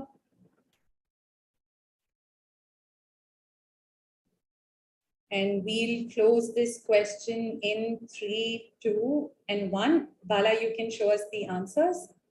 Okay, so 63% of you all have mentioned it's part of the 3-year action plan, and 37% of you have mentioned the Healthy Streets policy. Let's take a look at what the right answer is. It's the 3-year action plan. So the 3-year action plan is something that will help provide a roadmap towards how you can implement interventions on the ground, and the network plan will be a step in the action plan itself that will help you implement these interventions. So great work, everyone. Moving on to the very last question. What are cycling-friendly interventions? Is it dedicated cycle tracks, safe intersection, traffic calm streets, or all of the above? Select the answer that you think best suits this question. And we can close the question in 3, 2, 1. Okay, great. Everyone has told all of the above. We have a unanimous, and yeah, that's the right answer. So like we mentioned in the presentation, it includes all 3. And it extends even beyond this, which you will know a little more in the guide. So thank you everyone for being part of this question and answer session. We plan to have a little more exciting and more engaging tools in the upcoming workshops. So please do attend these workshops, and let's hope that we can learn together in a very fun manner. So thank you everyone, and over to you, Suri. Thanks a lot, Aishwarya and Smritika. I personally am very excited for June to see all the work cities are going to put on display for World Bicycle Day. And I hope all of the audience enjoyed our new feature, the Pop Quiz. And like Smritika said, we're hoping to make it more engaging, and I hope you like that. We do have some questions from the audience. I request Parin to join Smritika and Aishwarya to answer these questions. So we'll start with the first one. This question goes, how did you build support with the city leaders and politicians for the research of the policy? So if I may actually direct this question to Prasanna Desai. Sir, if you're available, would you like to take that up? Yeah, can you come back on the question? Sure. Suvita, over to you. So the questions are asked that how did you build support with the city leaders and politicians for researching the policy? It doesn't happen overnight, to be very honest. I think it has to happen very slowly and steadily, and we didn't build it up, to be very honest. I think it was built up by many people over a period of years that I talked about. And it was there, and every politician obviously is not on board. But I think the simple question is that if his neighborhood is safe and healthy, then they are in for it. So you have to build it up ward by ward. It is not one politician who is taking care of the full city. I think it has to be built up ward by ward, and the consensus needs to be developed. It's a long process. It's not a, all this is a long process, to be very honest, I must tell you. It is not a, that it will happen overnight. And one has to be patient, and it cannot be, it takes time. There's no magic wand that the politicians will agree to it. Sure. Sure, sir. Do the 3 of you have anything to add? I completely agree with sir. And in fact, I think it is certainly a continuous process. It doesn't happen just once. And also out of my experience, having one-on-one conversations with them, trying to also give them the space to ask questions, to understand what is it that is in their mind. Also often what public thinks matters a lot. So sometimes also gathering relevant data from how citizens feel, presenting to them also makes a difference, because the opinions of citizens matters to them. And in fact, just quoting an example of how citizens, some of the cities during the stage 1 of Cycles for Change actually used cycle rallies, open streets event, where they invited political leaders to be part of it. And that is when they were able to experience, see what the crowd's energy is. So I think this kind of tactics also helped build certain support for these initiatives. Not that it was achieved at one such event, but as Sir mentioned, it has to be something which is done regularly on a regular basis. Now, if I may add there, I think walking and cycling, though is part of NMT, I think these two issues are a bit separate. Walking is day to day. So there is no question over there. There is no question. Everybody has to walk. That is, means if you park anywhere also, you have to walk. So the 80-year-old and the 80-year-old, the grandfather, grandmother, everybody has to walk. So the question is not there to justify walking, safe walking anywhere. I don't see any need to justify that we need safe walking. Walking has to be safe, and everybody is walking, whether you are coming in a Mercedes Benz or you are coming on a two-wheeler. The cycling has a different game, which has landed now today into is that it is a what you call chicken and hen situation. They say, where are the cyclists? Why do you need cycle tracks? You don't need them because there is no cyclists. So unless you provide safe cycling, people will not cycle. So I think this is very, very difficult. That happens. The other thing also I feel is there are two kinds of cycle challenges. One is inviting people to cycle, have these cycle challenges and everything. But the main aim when we did also the cycle plan, one was looking for the captive cyclists. The captive cyclist who goes for the place of work. If we want this whole scenario to turn around and the work trips to be converted, if at all, or reduced from taking out my two-wheeler every time I go to the market, taking out my car every time I go to a restaurant, and then looking for parking, then we have to have that kind of a network. And there are people who are the captive cyclists. My famous question is always for a 16-year-old or all of us, how many of cycle to the school and whether we will send our children on a bicycle to the school? Nobody says yes for the child at all because it is not safe. And that is the number of trips which are getting completely converted. So every parent is dropping the kid. So there are so many cars in the morning at 8 o'clock which are moving to maybe X school and Y school and creating a congestion. Though there are school buses, that's another layer. So I think one needs to look at the captive cyclists who can get converted. And then there is obviously recreational cycling. And people have moved on to recreational cycling, but you ask them to go to office on a bicycle or workplace, there is a big question there. Sure, sir. Aishwarya or Smritika, can we move on to the next question? Sure, sir. All right. Our next question is from Kalyan Dombiveli. How can we develop walking and cycling infrastructure in streets that are not wide enough to accommodate both? Sure, I can answer that. So we do understand that most of our Indian streets may not have sufficient width to accommodate both walking and cycling. So in streets such as these, we've also provided detailed design guidelines that will help you figure out what interventions can go in which street. But what you can consider is making sure that these streets are traffic calmed so that walking and cycling can happen. But try depending on the street width and the street speed. For example, we've mentioned that if it's under 15 kilometers per hour, make sure that you at least get in the segregated footpath. And in streets above 30 kilometers, you can get in a cycle lane.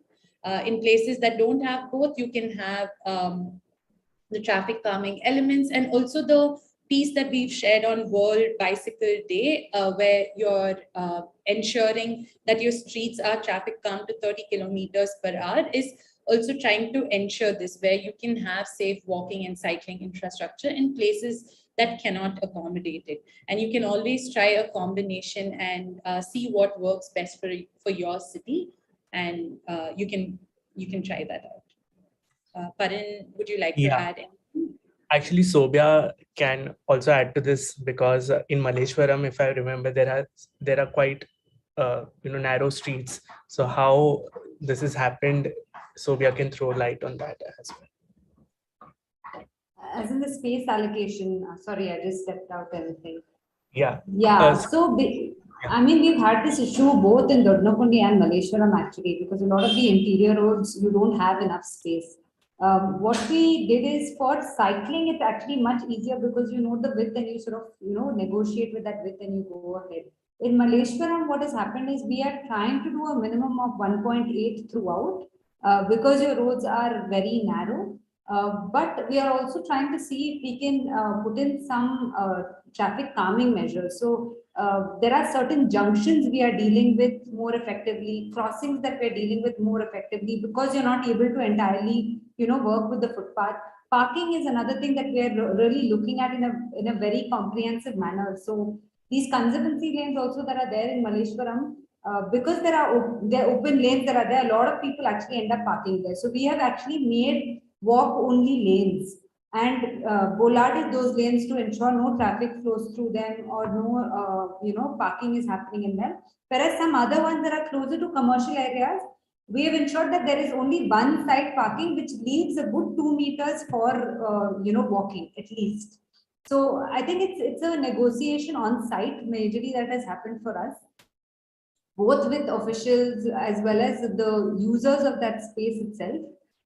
Where there are a lot of residences, we ensure residential parking is really organized in a certain manner. Where it's commercial, of course, you look at ways to stop it. And now in Malleshwaram, we are also looking at how to improve the connectivity from the metro, like a circuit bus from metro to the bus stops that are there. So more people opt to take that because the junction that is crossing for the metro is really bad. So junction design has for us become a very critical thing to enable walking also to happen. And of course, certain traffic calming measures and management street by street has been a way that we have looked at.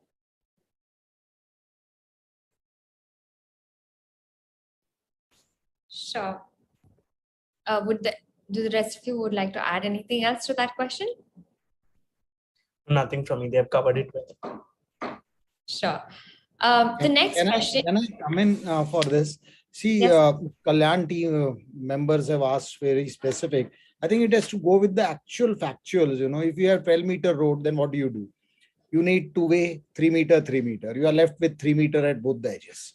Now you are left with 3-meter both the edges as a footpath, which will have again electrical box and number of things. So you are left with 2-meter. So here in 12 meters, there is nothing else possible. See, we always say कि कपड़ा इतना है तो उस कपड़े में क्या सिलोगे आप? तो 6 मीटर बीच में रह गया. 6 meter is calm. Automatically it is calming, and the cyclist will also go in this 6 meter. You have a 15 meter, then what do? First of all, whether traffic police and the city will agree for a 3-meter lane, they are still talking about 3.5 meter wide lane. So when you have 15 meters, I don't know in Malleshwaram what are the ROWs. So 15 meters, again you have 6, then you have 4.5 left on both sides. Now do you want to carve out 2-meter parking and 2.5 footpath? Maybe yes, but the parking then has to be paid parking. If it is free parking, then it's all, the game is over. One side parking at times, depending upon land use, does not work. This P1, P2 has virtually failed because P1 is trouble somebody on the left hand side for half one day and trouble the other on the right hand side one day. So it doesn't work at all. And it doesn't optimize the utilization because you're blocking left and right and you cannot design accordingly. So unless I am saying there is a land use thing, if there is an institutional wall on somewhere and they are not property where you are entering, then it is. So very, very local situation. But yes, narrow streets, you cannot have a dedicated cycle track and you should remove parking. Then one should say absolute no to parking, that there is no parking available, but people will park.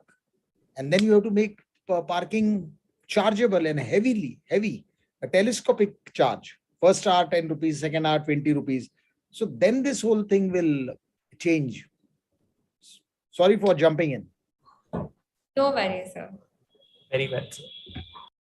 Sure, sir. The next question is a little specific. It talks about the 30-kilometer, and the question is, are the 30 kilometers per hour speed streets supposed to be implemented as part of a tactical urbanism interventions? I can take that question. So when we discuss things like speed humps, speed tables, and speed cushions, these are permanent interventions. You will be making them using on the surface of the road, and then you will have to test how motor vehicles react to it and improve on that accordingly. So this will not be TU interventions. These would be more like permanent interventions. All right. So I think with that, we come to a close for our Q&A. Thank you so much, Parin, Smritika, and Aishwarya, and Sir, Prasanna, Sir, and Sobia. It was very nice of you to answer all of these doubts from all of our participants. With this, we have come to an end of our second online workshop for stage 2 for the India Cycles for Change Challenge and Streets for People Challenge. I'd like to invite Parin to deliver the closing remarks. Thank you so much, everyone, for this session. I thank Prasanna sir and Sobia for their wonderful insights in the from Pune and Bangalore, and taking time to responding to the question answers from the cities. I thank the entire ITDP team for the wonderful presentation. And last but not the least, all the cities and everyone at YouTube listening to our session. Just final, I would like to sum up this entire conversation, today's conversation, in 3 big points. So firstly, we spoke about network planning today. I would like to tell network planning is just not about drawing lines on the plan. It is also about adopting right design and implementation guidelines. So if the footpaths have constant up and downs, pedestrians are not going to walk. If cycle tracks have constant in and out for the cyclist, they're not going to use it. So it's not only the plan, but also adopting right design and implementation guidelines is equally important. And cities like Pune and many others have adopted urban street design guidelines. That is quite essential. As Prasanna sir was saying, what happens when it is a 12-meter wide road, 15-meter wide road?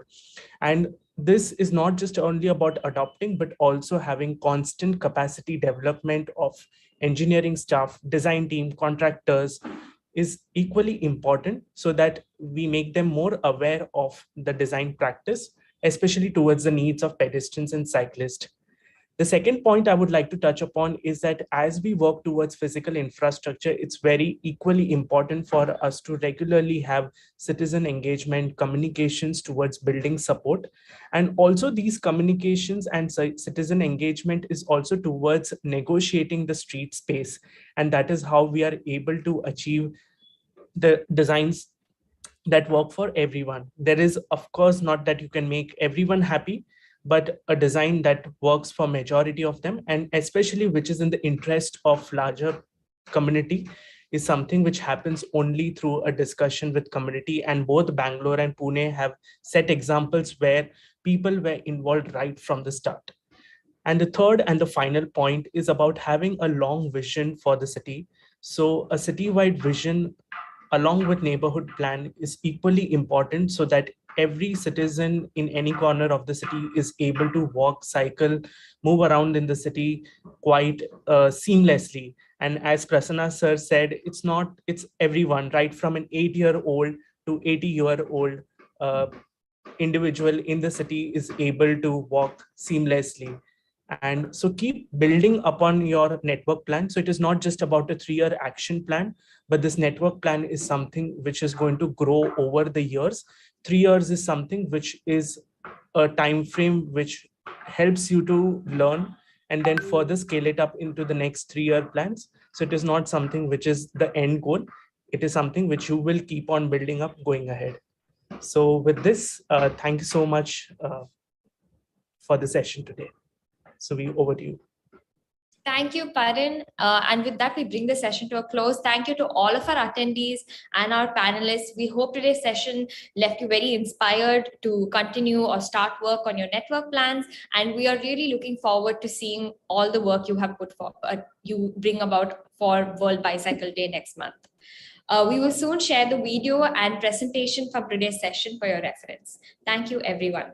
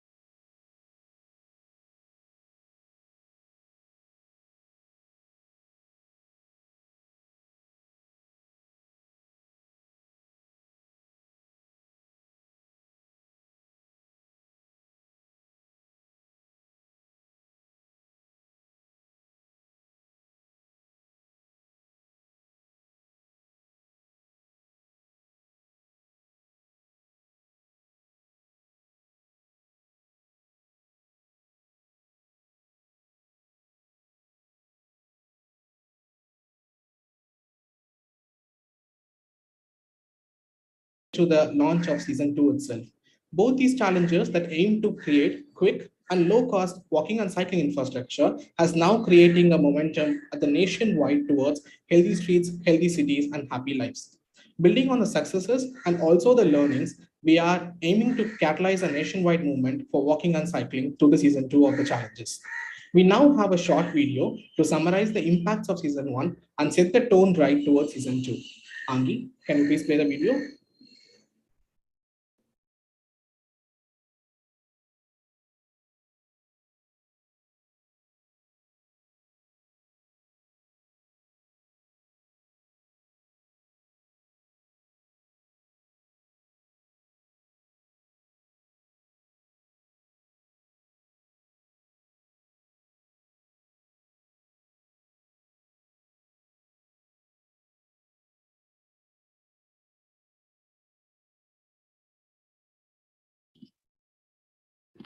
The COVID pandemic ignited a walking, cycling, and public transport revolution in the country. In response to the COVID-19 crisis, the Government of India launched 3 visionary programs for a green recovery: India Cycles for Change, Streets for People, and most recently, Transport for All.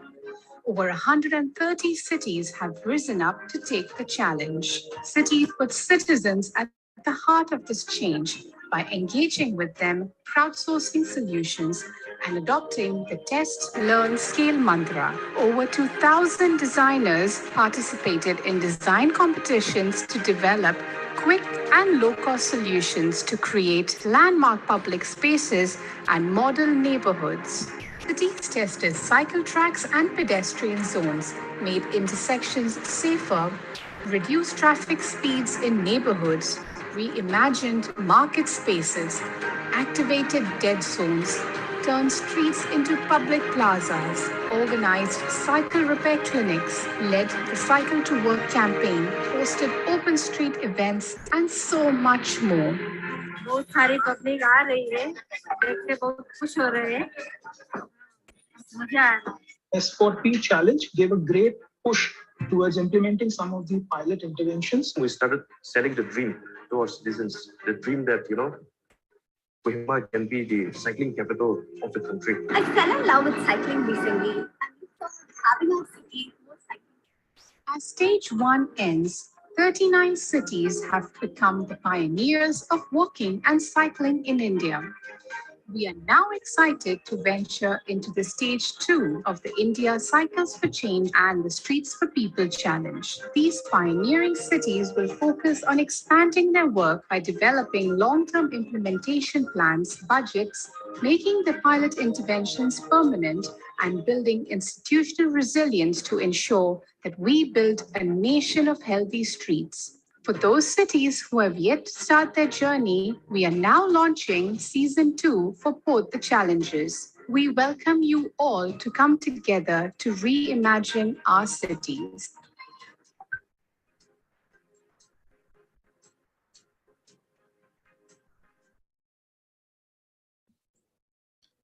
Thank you, Angie. As we saw in the video, over 40 cities, 40 Indian cities have set the precedent for healthy street transformation across the country and showing us what is possible. We are sure that season 2 cities will set this bar even further up. And as we are ready to begin the event today, as Kunal Kumar sir may take a few more minutes to join, we'll begin with the knowledge sharing session. Today, we have with us Ms. Monica Kashkari, Special Officer DULT from Bengaluru, Ms. Arpita, Media Analyst from Aurangabad, and also Mr. Mahesh, Director and Co-Founder, Studio Pod with us. I would like to invite Ms. Ashwati Dilip, South Asia Director, Institute for Transportation and Development Policy, to moderate the panel discussion. Over to you, Ashwati. Thank you so much, Bala, for the introductions. Firstly, hello, everyone. I am excited to be here for the very first workshop of the season 2 of the India Cycles for Change and Streets for People challenges. The last 2 years have been a very amazing journey for us at ITDP, collaborating with the first cohort of cities and their local partners. And the impacts, as Bala had shared in the video, have almost been unbelievable. So many cities identifying almost 4,000 kilometers of both arterial as well as neighborhood streets into safe walking and cycling streets is something that, a couple of years back, if someone had said me, had spoken to me about it, I would really wonder if that was actually possible across the entire nation itself. Now, this challenge, what does it do? It focuses on supporting each of you cities in implementing best practice solutions in your cities. And for that, let's hear straight from the cities who have done it to dive deep into what worked. What were the challenges that we must be careful about as we embrace this new journey? So as Bala said, we have Monica ma'am and Sonal from Bangalore. We have Arpita from Aurangabad and Mansi and Mahesh from Studio Pod as well. So Monica ma'am, I'd like to first invite you to give the brief presentation and then we will move to the next speakers. Over to you, ma'am. Thank you. Can someone share the slides that we had put across? Sure, ma'am. Yeah. Agi, will you do that? Yeah. Just give us a minute, ma'am. Yeah. Sure. So I'm sorry, the slides have not actually been shared with us. Sonal, could you probably share them? Yeah, Sonal, can you share it?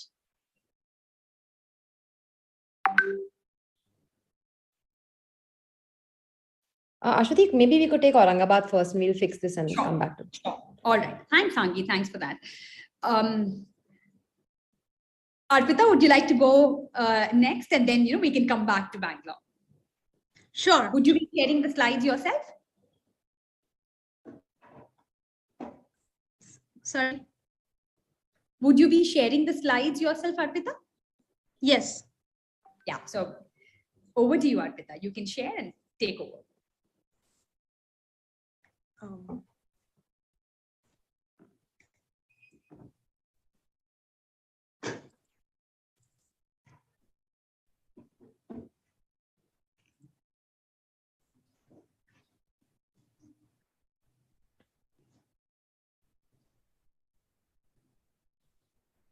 Hi, everyone. This is Arpita from Aurangabad Smart City. It is a privilege for Aurangabad to be presenting at the first workshop of season 2 of Cycles for Change and Streets for People challenge. Aurangabad has been very excited from the beginning when it comes to both of these challenges and the other challenges that are being run by the Smart Cities mission. I'm sorry.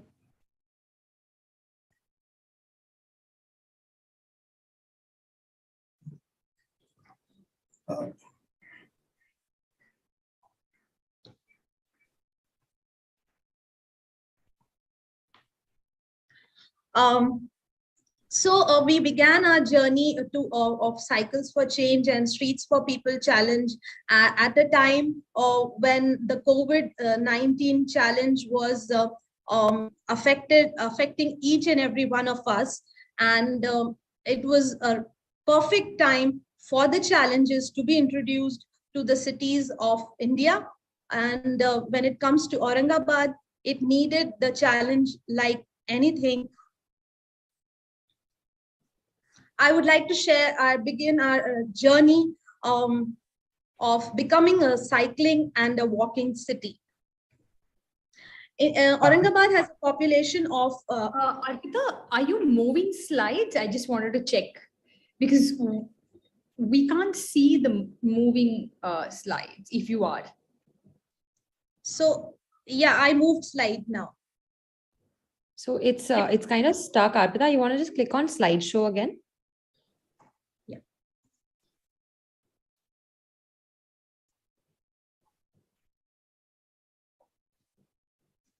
Can we see the slides moving? No, Arpita. Oh. Okay. Angi, do you have Arpita's slides? To all our participants, we'd like you to just wait in patience, as we get the slides up.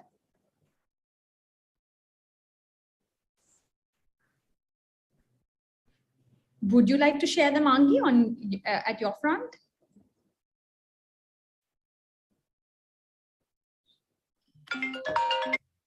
Yes, just a sec.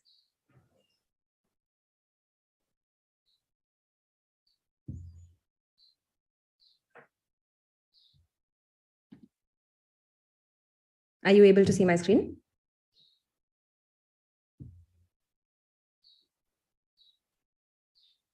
I am not. Yeah, it's coming up, Angi. It is. Thank you. Yeah. Yes. So is Angi sharing for me? Yes, she is. Yes, I'll share from my end. You can go ahead.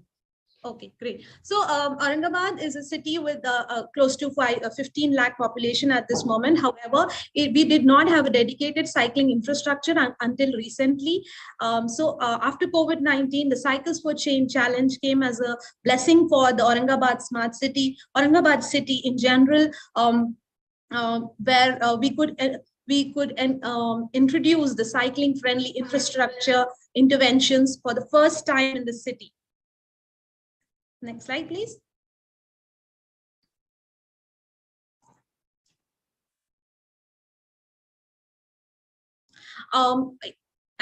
When I was talking about the cycling friendly infrastructure, we were having a hard time when it came to walking infrastructure also. Our roads really lacked footpath and other basic walking friendly infrastructure. So traditionally, the road projects in the city, be it through any of the development authorities, did not include the footpath and the side shoulders, leaving the pedestrians on the mercy of the fast moving vehicles on the road.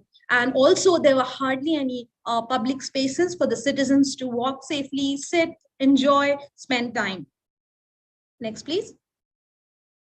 So I would like to introduce you to the historic journey of our historic city of Aurangabad. First of all, we reached out to the stakeholders. When I say stakeholders, it includes the citizens at the first, and then the commercial establishments, be it businesses, educational institutes, other institutes, the politicians, the public representatives. And then we formed a core committee. The core committee included many of these stakeholders, and it was headed by the Commissioner of Aurangabad Municipal Corporation.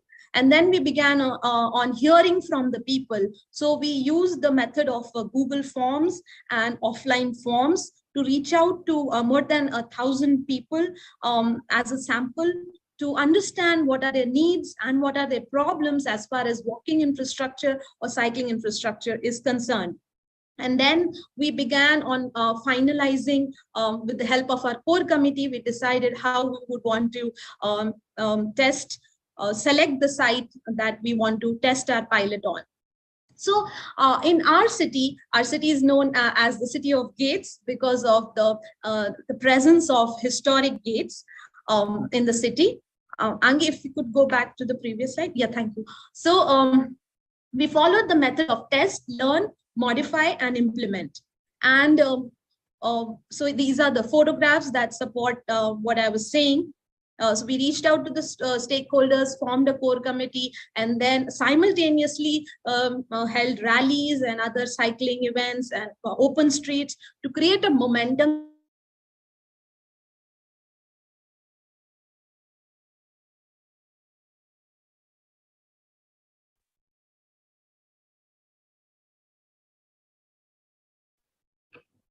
Sorry, I think we've lost Arpita. Let's just wait for a couple of minutes.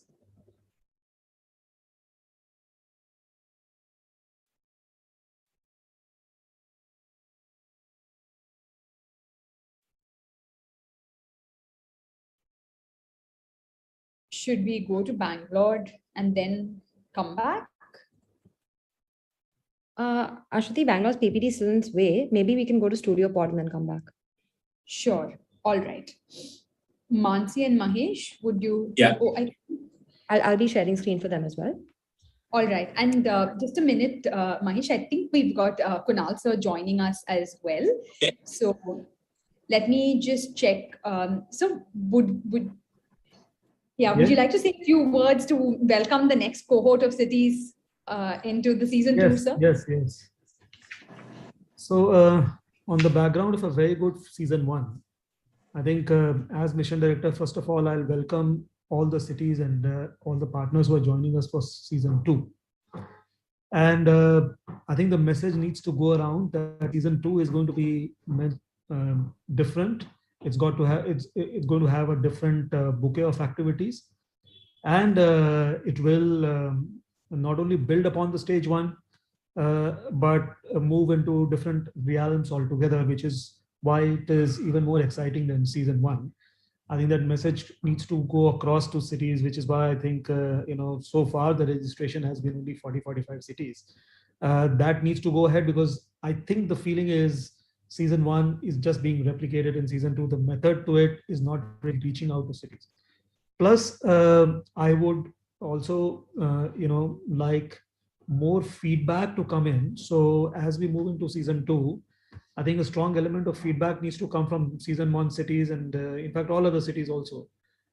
When I say season 1 cities, I would mean those who are actively participating, but also those who have not participated. So what prevented them from participating, and for season 1 cities who participated, how could they participate better? So I think let that exercise be a very important part of moving ahead.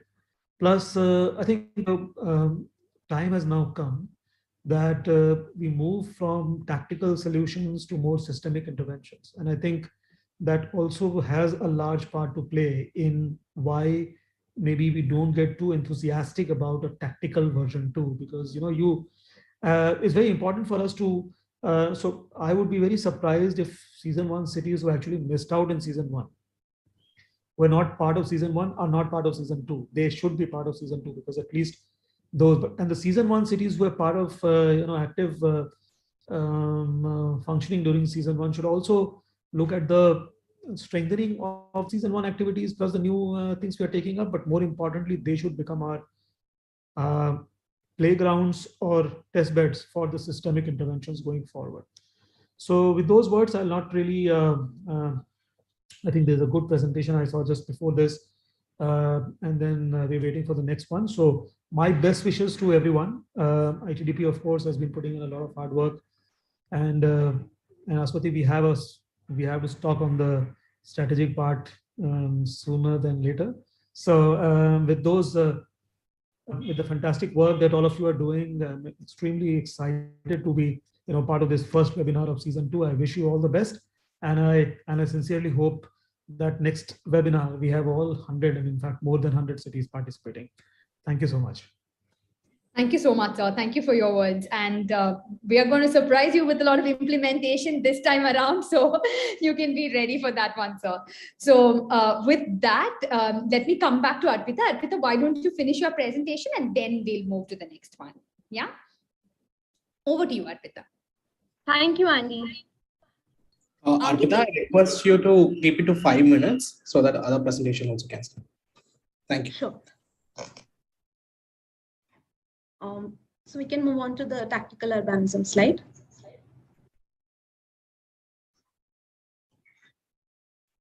At Aurangabad Smart City, we tried to create awareness, as well as we wanted to understand the behavior of the motorcyclists, of the hawkers, of the pedestrians, of the cyclists. So we tried to carry out some tactical urbanism at first, and then we used a conical bollards as a temporary intervention, and we engaged the people by organizing open street events and introducing them to the concept of dedicated cycle track. And then from that test and the learning that we got, we prepared a final design which we implemented later on. But before implementation of the final design, we checked out ways to reduce our costs. So we used the old street light poles as bollards, and also we used the scrap tires of the state transport buses. We then reached out to the stakeholders again, got their consensus, brought them into confidence before implementing the final design. And then our final design looked like the slide number 12, where we had painted a pavement. We claimed that space, which was earlier used for parking, disorganized parking. So we claimed that space, and we organized the parking, and we created a space for dedicated cycle track. You can see the use of old tires, which are used as planters, and as street transformation, slide number 13. You can see on the left the old the way the street looked earlier, and then after the intervention, the street was transformed, and you can see people are enjoying and spending time over there, and it's a lovely spot for the people every day, every evening, every morning. Move on to the slide number 14.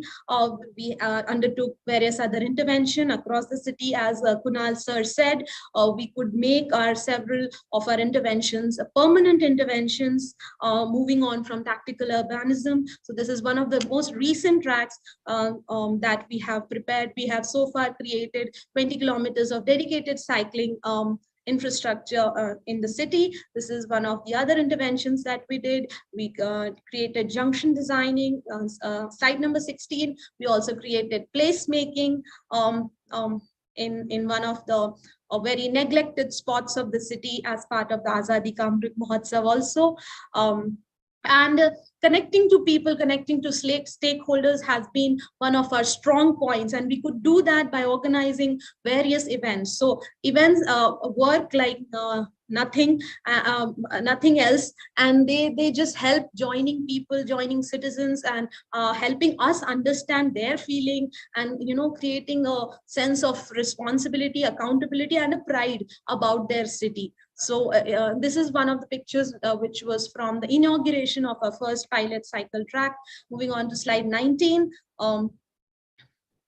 As when I was talking about connecting to people, social media plays a very important role, and the press, we want to give a special credit to the press in Aurangabad, who have been supporting us throughout the journey, and they are still very, very active in helping the city administration to create awareness, helping the stakeholders to come on a common platform to express their concerns and give their feedback and make the development. On slide number 20, I would like to talk about the learnings that we got. As a city who has been, won the special jury mention in Cycles for Change and one of the winners in Streets for People Challenge, our learning was that there were a lot of learnings, but few of the learnings say that the pilot site selection should be one of those sites which have higher ease of implementation, higher ease of acceptance. So once the pilot site is successful, you have a model to display to the citizens, and then the acceptance among the stakeholders increases. So we would suggest you to take up a pilot site that is more it is easier and not and less complex. And then we would suggest you to keep the public representatives, including MPs, MLAs, corporators, and all the political leadership in the city to keep in loop about your different projects from the very beginning, introduce them to the concept if they are not yet aware, and it works very well. After all, they are representing the people, the thoughts and ambitions of the people. And one another point is include these policies like safe walking infrastructure, safe cycling infrastructure into the basic road development plans and the public infrastructure. So it is. So from these learnings, I would like to end my presentation. And thank you. I'm sorry for all the disturbance that happened from our side. No problem, Arpita. I think just like today, even when we design our streets, we do have lots of surprises and shocks at every end. And hence, I'm sure we would be, deal with this particular situation. So next, I'm going to go back to the city of Bangalore. And I'd like to welcome the DULT team to share their presentation. And after that, we'll be coming to the city of Mumbai. Sonal and Monica, ma'am.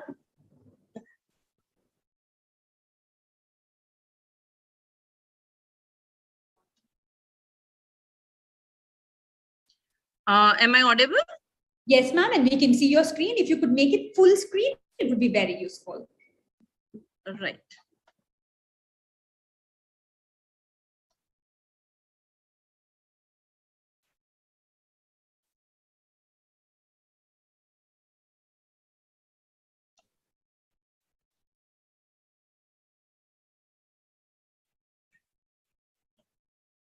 So good afternoon, everyone. Sorry for the little hiccup earlier the day. I'm Monica, Special Officer DULT, and I'll be presenting Bangalore's journey. With me, my team comprising of Nikita, Sonal, they're also there. So taking into account, everybody's working on this. So our journey for Street for People Bangalore started in December 2020. We had a very successful design competition, and we took over the winning entries that came out for implementation, basically. So the pilot implementation was initiated with the participants of the winning entries. And the street that we had selected was one for which our city corporation had already prepared and design.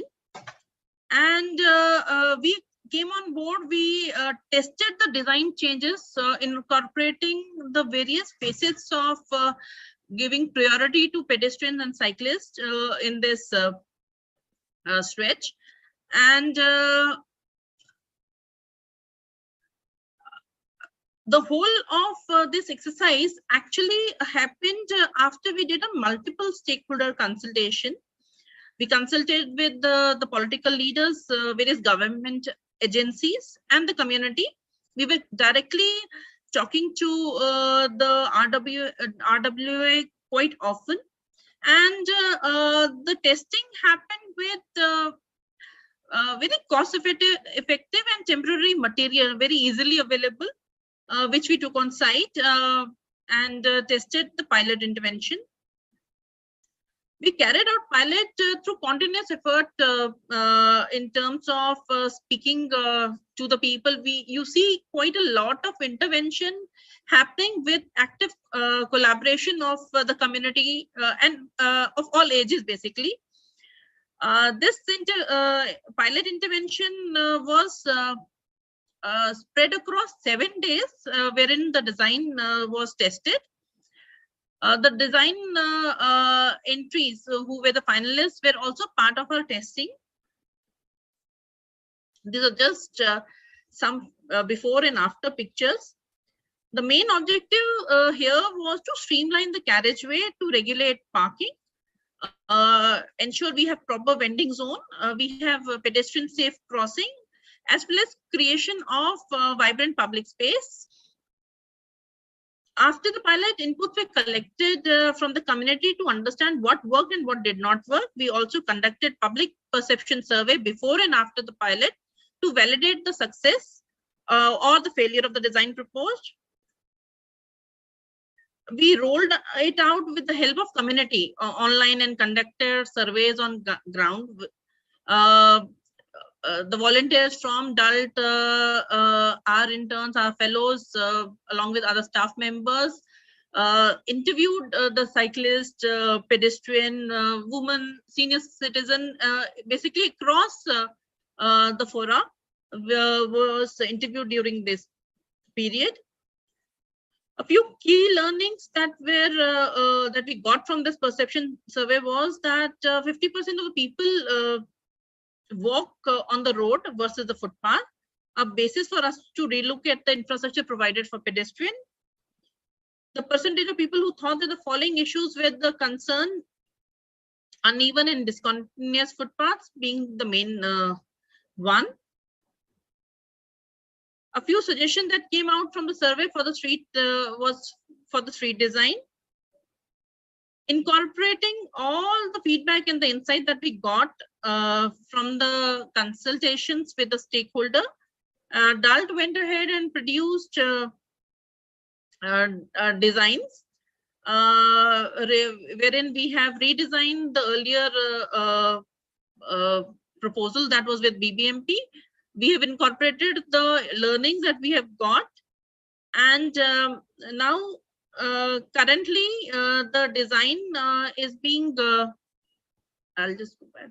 Now currently the design is been issued to BBMP for intervention. Along with the pilot, now we have upscaled it to the adjoining 3 more connecting streets to ensure continuity of design in one neighborhood. As a consistent effort that we have been putting in, we are now looking at providing NMT connections across the cities, starting with a station accessibility plan proposal that we are looking at, wherein transit supportive and pedestrian oriented streets and public spaces are being planned. And it is along TTMCs, it is along the metro stations, as well as the suburban rail stations being proposed. So we are looking at all of these. Now, the history of Bangalore having an enabling cycling infrastructure is not new. We have a wonderful ecosystem starting from a Cycle Day event, which has been continuous from 2013. We also have a successful PBS system running and operational in the city.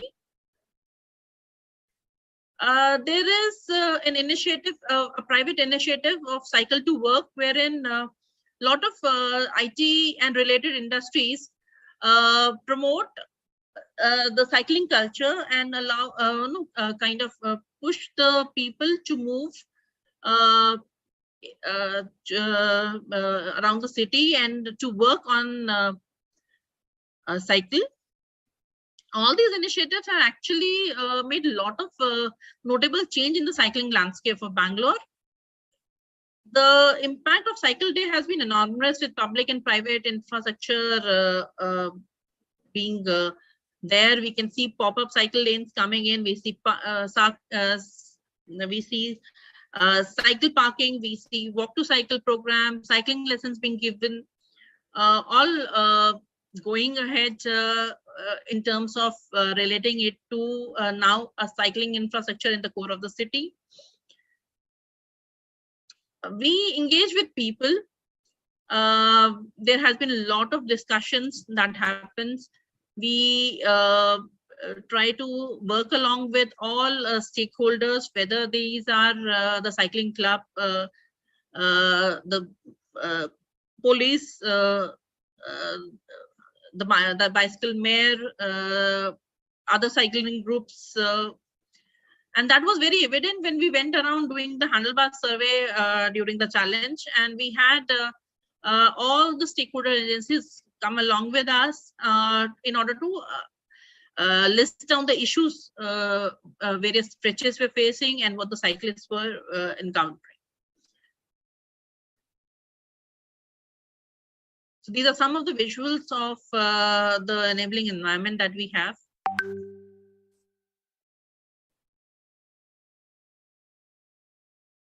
We also had a lot of discussions with people. There was a roundtable arranged wherein we interacted with other smart cities in the state. We interacted with the subject experts. We interacted with the bicycle mayor and such people in order to understand. So there were very specific interventions and roundtable that were conducted between public and government agencies. We tried to garner public support by certain events, speaking to people, getting them on cycle in form of cyclothons and all.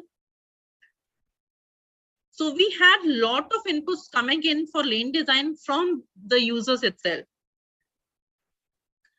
We crowdsource the lanes or the areas people cycle on, the roads, the stretches the people cycle on through various surveys, as well as through a very unique initiative called Mark Your Cycle Route, wherein we ask people to mark the route they cycle. And that became one of the important factors by which we planned the overall cycling network. So we believe in data-led planning. So mark your cycle routes, the data from various PBS hubs, the livelihood cyclist data, the crowdsource information, the readiness of infrastructure, wherever the cycling routes were available. We all use this data to come up to a phase-wise scaling plan. We are right now, we initially looked at the districts, cycling district concept, and identified our pilots. Now we have looked at all the zones, and our cycling plan is being prepared for all the zones. 5 zones we are ready, and 3 zones we are still in the facet of getting the site verifications done. We had 2 types of pilots that we undertook. One was a pop-up. It was around our outer ring road, about 32 kilometers wide, wherein the bollards were used on the street surface as segregators. And we had a cycling network in the ABD area, about 2.5 kilometers as a shared infrastructure on the pavement. This was again at a corridor level, and we had a small intervention wherein we tested the slow street concept in a neighborhood street, and in all these interventions we had the support of people with us. Along with these efforts, we believe in innovation. And it is in this regard that we have a program being taken up, which is called as SUMA, Sustainable Mobility Accords. a community-centric initiative to promote active transport mode, clean air initiative of our Alexandra Street was one of such examples, wherein green mobility was tested during pedestrianization. We did a bicycle lane separators challenge in order to get some of innovative separators to segregate the cyclists from the motorized vehicle. Pedal Plot is a unique self-help kiosk for cyclists to provide any sort of help they require in terms of their cycle while they are driving. So we have now put up one just opposite Vidhan Soda. Last but not least, the institutionalizing of cycling and walking priority infrastructure is an important step that we have taken. We have an agency, which is a state level agency called Karnataka Non-Motor Transport Agency.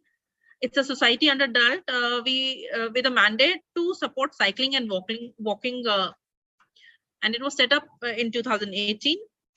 We have an active mobility bill which we have prepared, and we had put it across for public consultation. We have a parking policy for the city, which is already approved as of now. These are some of these initiatives that DALT has taken for the Bangalore city. We have actually got an overwhelming support for the first active mobility bill in the country. There have been quite a number of positive feedback that we have received. And we also actively engage with the technical groups based on which we have active mobility technical group wherein experts from IISc, academia, other institutions are part of it. Our transit-oriented development policy is also under consideration of government, wherein again, around the transit station, walking and cycling has been given priority. So this is some of the initiatives that we have taken. Sure. So thanks a lot for giving Bangalore this chance to present its case. Thank you. So much. Thank you so much, ma'am. Bangalore is always an inspiration, just like Aurangabad as well. Without spending any more time, Mahesh and Mansi, over to you. Hi, everybody. Thanks for inviting us to ITDP. Always good to listen to the amazing things that are happening all around in India. And the example that we saw with Aurangabad and Bangalore has been like quite inspiring. So without further ado, we can just go to the next slide. Just kind of quick introduction to what we do. We are STREETS4PEOPLE basically is an urban planning and urban design practice. We are from the consultant perspective, what we're going to talk about today, with working with several cities all across India, nationally, internationally also in terms of the presence. The idea is to always keep people and environment at the forefront, and that's what our practice is all about. My name is Mahesh, this is Mansi, we are the two co-founders. The third one, Sarfraz, is missing today. But in general, we have worked a lot in the last 9 years on strategic planning, regional planning, transport planning, and different kind of toolkits, urban design toolkits all over India, in UAE, and some in the US as well. Go next. Go next. So yeah, we have been talking about streets, and our idea about streets has always been that they're the main public spaces in the city. 30 to 40% of the land area in the city is covered by streets and roads. So how do you kind of keep that at the forefront, that these streets are not only kind of mobility corridors, but these are streets for people. That's what the whole discussion today is all about. Go next. Yeah. Go next. So yeah, just carving out some very basic street design principles, which we always keep at the forefront for any project that we work on. Having kind of equitable distribution of right of ways for complete streets, for different kind of modes of transport, to people, to cycling, to all kind of equitable ways of looking at street distribution.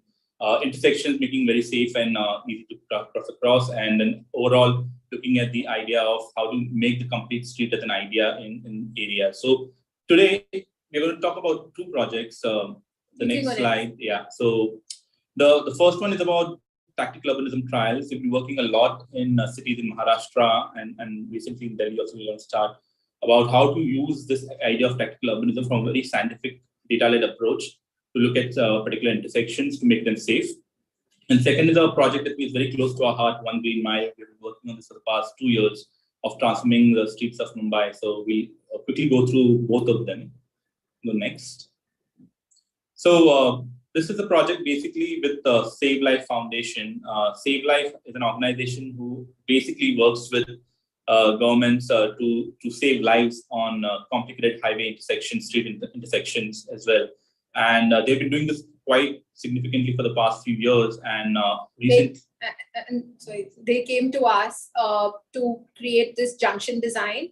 And basically the idea was to analyze the data without any intervention, then analyze the data while the tactical urbanism trial is going on, and then compare that data and then show to the government agencies that how through tactical urbanism, through basic interventions, what is the data difference that you can get, and how do you use that to create permanent, to create budgets and to create policies for permanent intervention. So it is a starting point to do that, but through numbers and through analytics and design.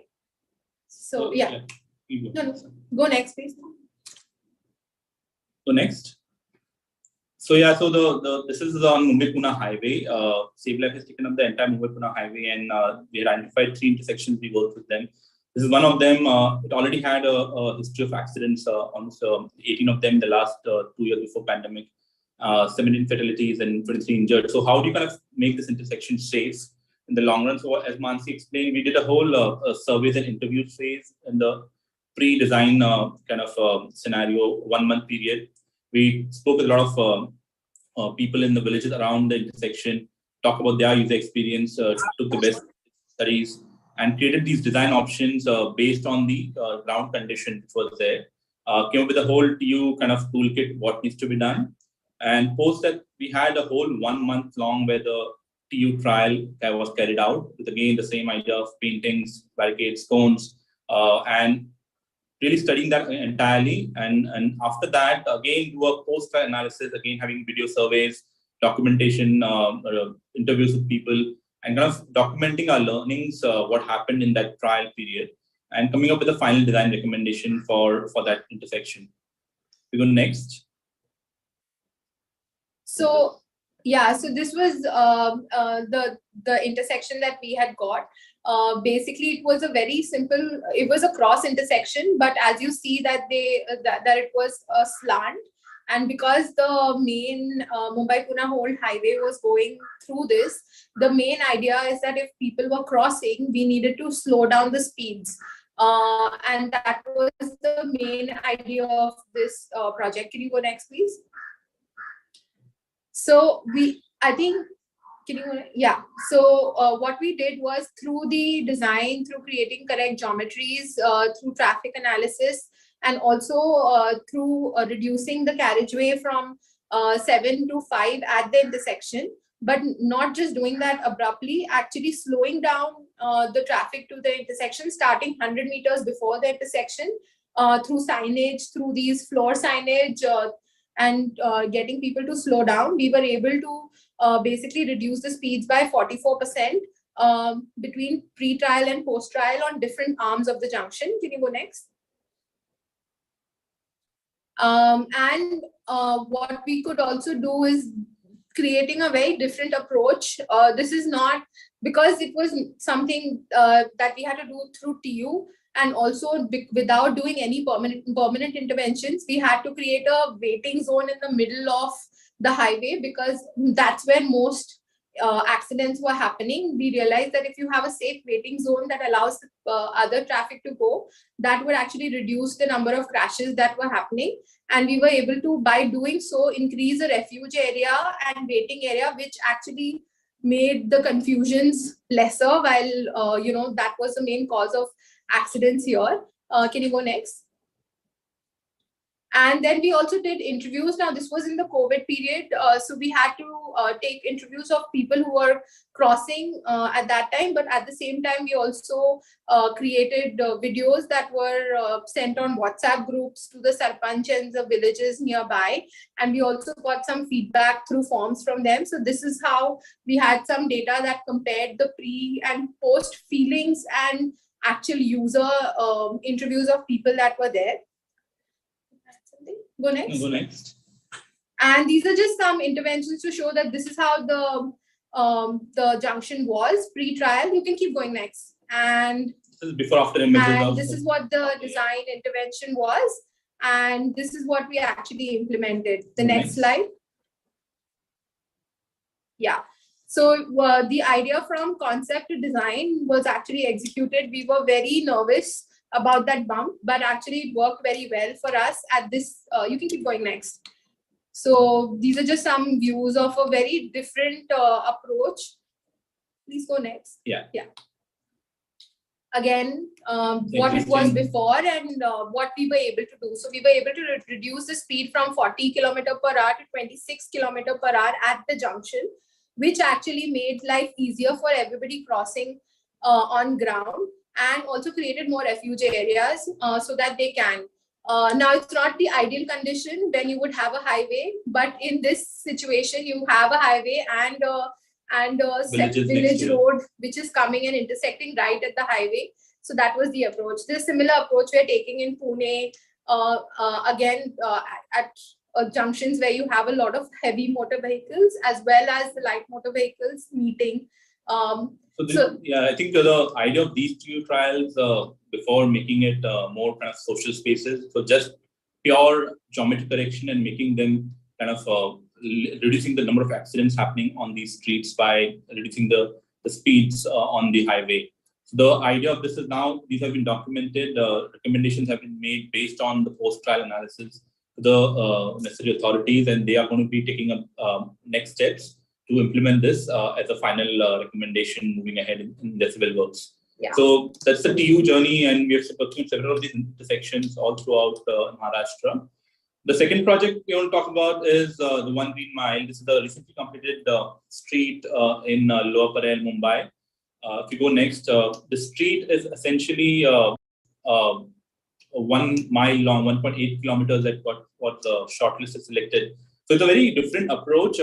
The process was entirely public-private collaboration.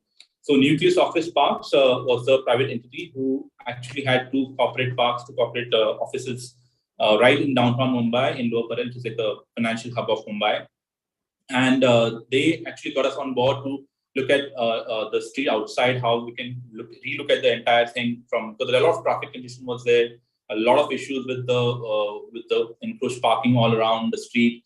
The traffic was kind of heavily affected in terms of the peak hour journeys of people coming into the financial hub itself, and also a kind of a very major connection within the city of Mumbai in downtown, the South Mumbai part of this area, which was also part of the intersection which we were studying. So when we came in, we basically made a whole kind of a vision for the entire street, how it would transform. And as you can see the picture, it's right in the middle of the city. There's a flyover that goes around above it, above the arterial road. These big corporate offices are there right on it, and then also the neighborhood all around.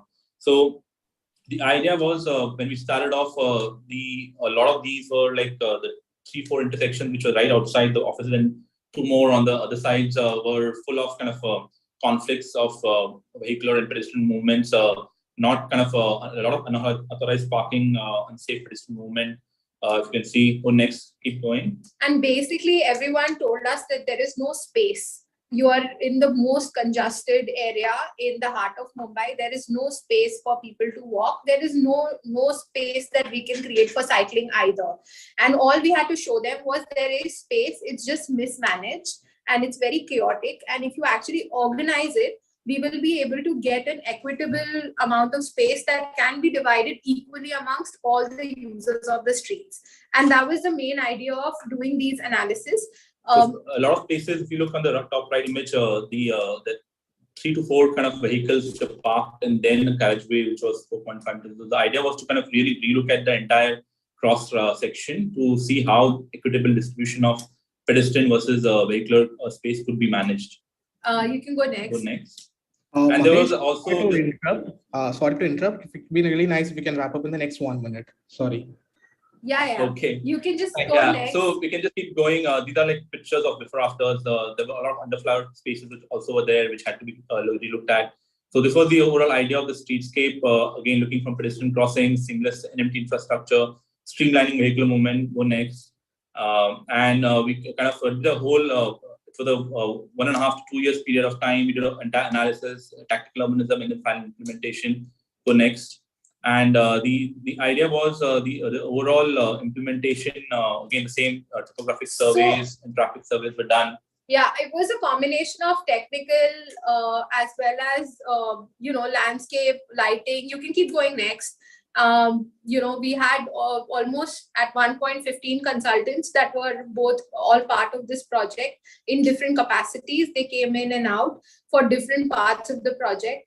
We did tactical trials, which to show how we can claim the space and give it back to people. But then it was important to claim it and make it permanent, because otherwise it was just something that people thought was a try, and it was not something that was, till you take it permanently, they don't think that it is going to stay. And that was the most difficult part, to convince from tactical urbanism to permanent interventions. We are still fighting for converting some parts, but we have been able to, create a lot of parts for that. So these are just keep going next. All before after. So you see how the entire enclosed spaces have kind of actually got like a very wide footpath, a cycle track, landscape areas, places like these. You keep going there. Yeah, slowly where there were trucks and it was unsafe. So all of this was full of parking, and as you see, all of these spaces where we actually converted people to have a dialogue on the streets, so like a street furniture. Narrow footpaths are converted into places where you can actually have wider footpath and landscape. A very important part of the under-flyover programming was to convert this whole space for as a programmatic kind of public space for kids of all ages as well. And another important aspect in these was, as Mansi said, a lot of consultants were involved. So public art also was a very important piece. Lighting, again, was a very important piece to make it very likable when people come in. Landscape. And signage. And today you can see it come alive, and we love it. We love to see all the kids coming here and play, and we have a study center. People actually come and study here. We have bus stops where people chill, which is not ideal, but it's nice that they have a place to sit and have conversations. The benches are used very well, the signage. So it's a start, but for us, it's very nice to see concept to reality come to life. This is a kind of overall network which we're working with the local board office to really get a whole network of around almost 15 kilometers of all these different kind of streetscape and cycle tracks. So this is like a pilot which we have been working on, and then the idea is kind of really take it on to the next as well. And the last slide essentially just summarizes some of the wins in the whole 1 kilometer of stretch. Which essentially shows that we're able to take almost 2.3 acres of reclaimed public space from this wider carriageways, give it back to people for cycling, for plazas, for landscape, for walking. The entire underflyover is almost 0.5 acre of a new public space. 120 trees were planted throughout the entire 1 kilometer stretch. So the whole idea was to kind of look at it from a design perspective, also the people's perspective, that how everybody can benefit from a street intervention like this. So so that's a start. We lost multiple wars, but these are some of the wins that we got, and we'll keep working towards more streets. So thank you so much, Mahesh and Mansi, for sharing this work. It was really, really inspiring to see both the tactical urbanism interventions as well as the intervention, the transformation in Mumbai. Looking forward to actually being there and walking that mile with you someday. So just very, very quickly, because we're running out of time, 3 questions to the 3 panelists. Let me go first, just to sort of summarize what we heard.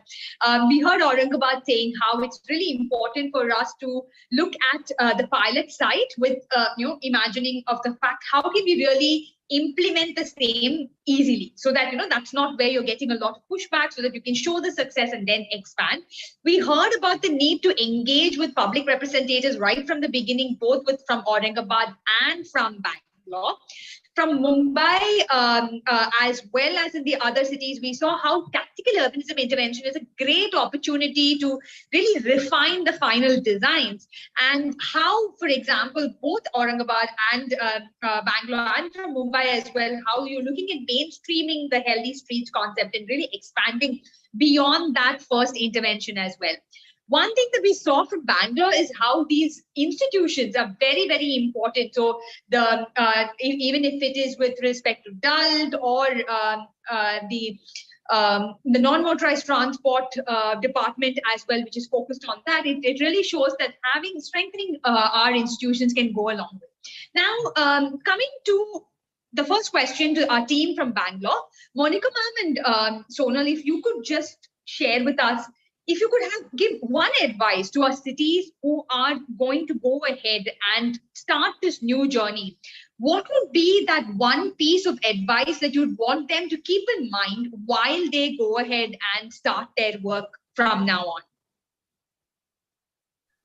on? Ashwati, thanks for asking that. This has been actually wonderful, and we have been taking the learning that we got through these two challenges to our other projects also, and that is engaging with people. So you want to try out something, it has to be for the people, right? So basically, we need to bring them on board. Government has to be quite open in telling what it is in their mind, what is it that they want to do, and discuss these things with the public. And that is what we have done.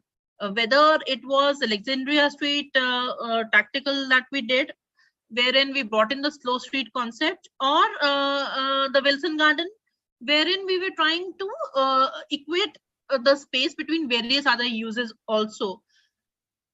We were continuously speaking to the RWA. We had multiple interaction. My team will watch for that, how many times they have gone and met the local engineer, they have met the ward engineer, they have met the traffic police people, they have met even to inquire whether there is going to be some sort of a digging on this road, to other infrastructure engineers for the ward. Point is, unless we speak, unless we tell them that yes, this design is for them, and we are engaging with the rightful owner, in this case, when you're tackling these things at the neighborhood level, to the RWA, to the community at large, we will not be successful, is what I would say.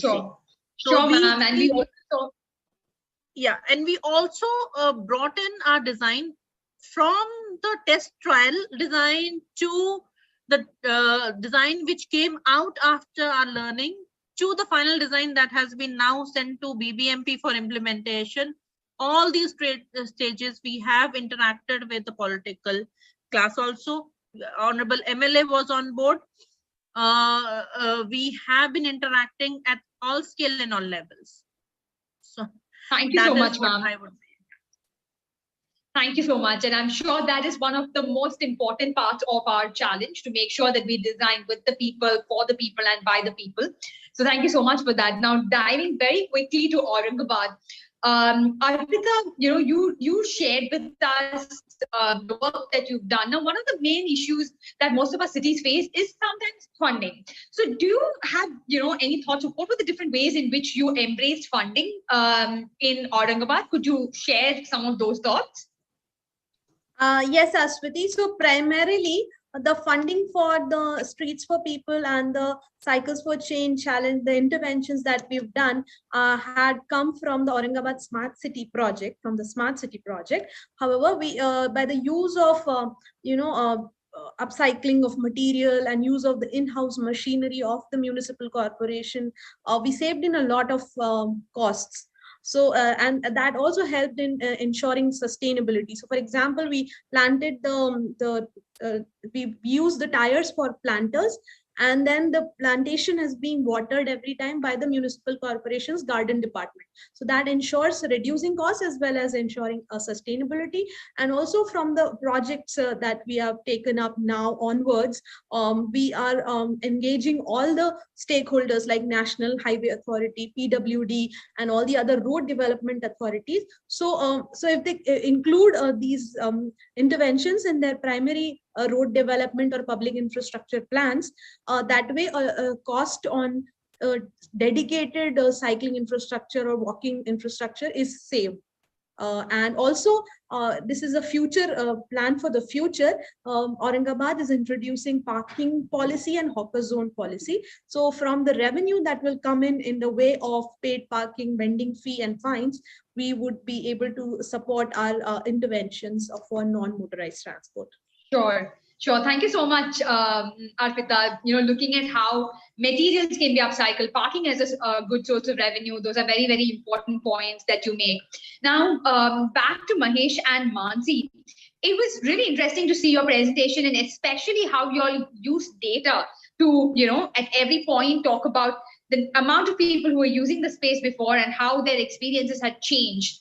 In both the examples, the first one was particularly looking at tactical urbanism interventions, and in the second one as well, you had shared about how tactical urbanism interventions were a part of the process towards you all implementing the final designs itself. So could you share very briefly about how the tests, what were some of the findings in your test that made you refine your design when you went and implemented it?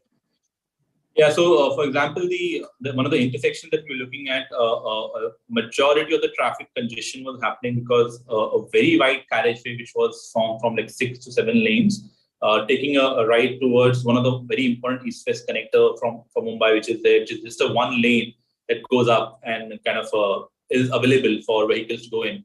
A lot of bottlenecking used to happen. But the idea of the way the area was planned was holding all the traffic at that point and then allowing in one signal to go. Now, it was very difficult to work and tell the traffic police that if you actually reduce the 6 to 3 to 4, you are actually going to relieve the condition. And that was a struggle in the beginning, but when we actually showed them, and it was a back and forth, right? We had to keep on. Every day we would move the barricades half a meter more. And they would push it 2 meters back. But then they realized that actually the traffic timing in one signal, which was basically cars were waiting for almost like half an hour to 40 minutes at the junction, was relieved to almost like 15 to 20 minutes, which again is a highly kind of congested area in the city, which is right next to a big railway line, one of the important western lines and central lines. And how a lot of people are walking in that entire area as well, right? So the idea was to make sure that the streamlining will not only help the traffic, but also reduce the kind of impact at the intersection of people crossing. And then that was the give and take throughout. And at some places, when we actually, the project was so much fast paced that we actually had started construction as well. So the barricades of construction itself acted like a TU to an extent, because people were already kind of hell-bound to kind of use those 3 lanes, which were consistent, and which over time, when everything got done and the barricades were removed, already people were kind of adjusted. So it was a combination of TU and the phasing of implementation with barricades, which really helped to kind of streamline traffic, but also get in process kind of gain time for people to kind of really use the space better. Yeah. Do you have anything on the TU prior? No, I think thank you so much. Yeah, I think just to summarize, it's a give and take. It's a bargain, at the end of the day, and you have to continuously push for your stake and be like, we fought for 0.3 meters or mm. They're like, please, 30 centimeters bada do. We will get 30 cent, and it looks like a small thing, but when you multiply 30 centimeters into 1.8 kilometers, it's a lot of space that you're getting. So that's the thing that don't give up.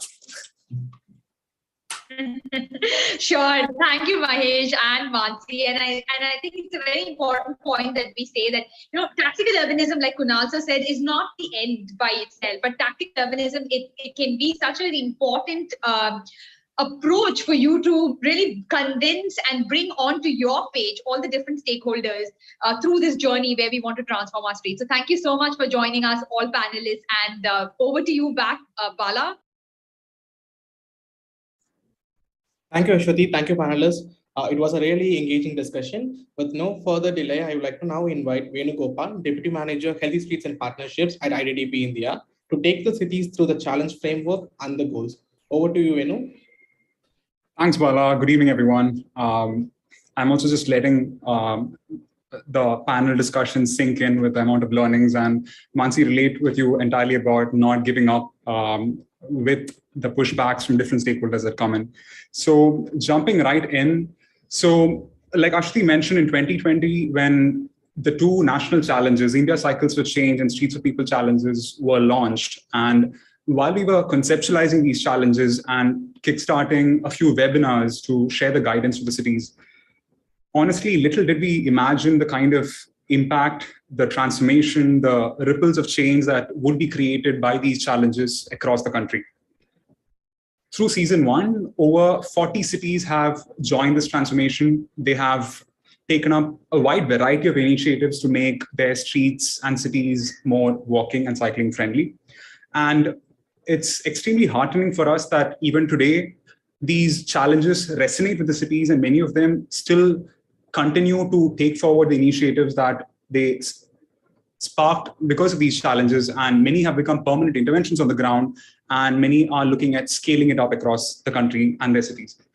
So in the coming few slides, I will take you through a few glimpses of some initiatives that the cities have taken as part of both these challenges, initiatives that you, as part of the season 2 cohort, either would have already commenced or would be commencing soon. So the first bucket, the point of conversation that we were having in the panel discussion about tactical urbanism interventions, quick, low-cost interventions. The images that you see on the screen, the pop-up cycle lane in Bengaluru, the image of the open foot street in Kohima, are amongst the many beautiful interventions that cities have done. And through this test learn scale process, the cities identified around 4,000 kilometers of streets for transformation. And like I mentioned before, these cities have now done tactical urbanism pilots, and some have even have made it permanent, like the image that you see on the screen, the foreground image of Pune, testing the design, the background, bigger image of the permanent intervention that was done. So many other cities like Jabalpur, Chandigarh, Newtown, Kolkata, and others have already made their interventions permanent and are scaling it up, and many others have on this journey as well. So we are still in the process of capturing the data from the cities of their scale-up plan, but from the conversation so far of the 20 plus cities that we've spoken to, over 700 kilometers of permanent on-ground transformation for walking and cycling are being planned by the cities by 2023. Towards this process, in the stage 1 of both the challenges, cities had crowdsourced design ideas. In Streets for People challenge, they crowdsourced design ideas through city-led competitions. They even took to very innovative and community-led approaches like public voting for the design competition, like the image in Vijayawada. Over 2,000 planners, architects, and students signed up for these design competitions that were held as part of Streets for People challenge. Similar to some of the cities who spoke in the panel discussion, all the cities embarked on walking audits and handlebar surveys to understand the on-ground reality, the concerns which pedestrians and cyclists faced in their sites, and their designs were developed to help address these challenges on the sites. A lot of stakeholder engagements, like how Monica ma'am and others mentioned, were conducted, and over 100 open street events to build support from the people are also conducted. And finally, but most importantly, the cities collaborated with local champions. The DUL team, for example, mentioned the list of cycling groups, resident welfare associations, the same of Aurangabad, where a lot of campaigns were conducted in collaboration with these different stakeholders to build support for walking and cycling in the cities. And the interest from the people were also reflected when over 600 CSOs signed up and showed interest to work with the cities. So these are just some images, very few images from a wide variety of things that cities started as part of CYCLES4CHANGE and Streets for People challenge. And If you'd like to know more about specific activities that different cities have done, kindly visit the 2 websites of Cycles for Change and Streets for People, where you've showcased the work of the cities, where cities have started reimagining urban mobility with citizens, by citizens, and for citizens.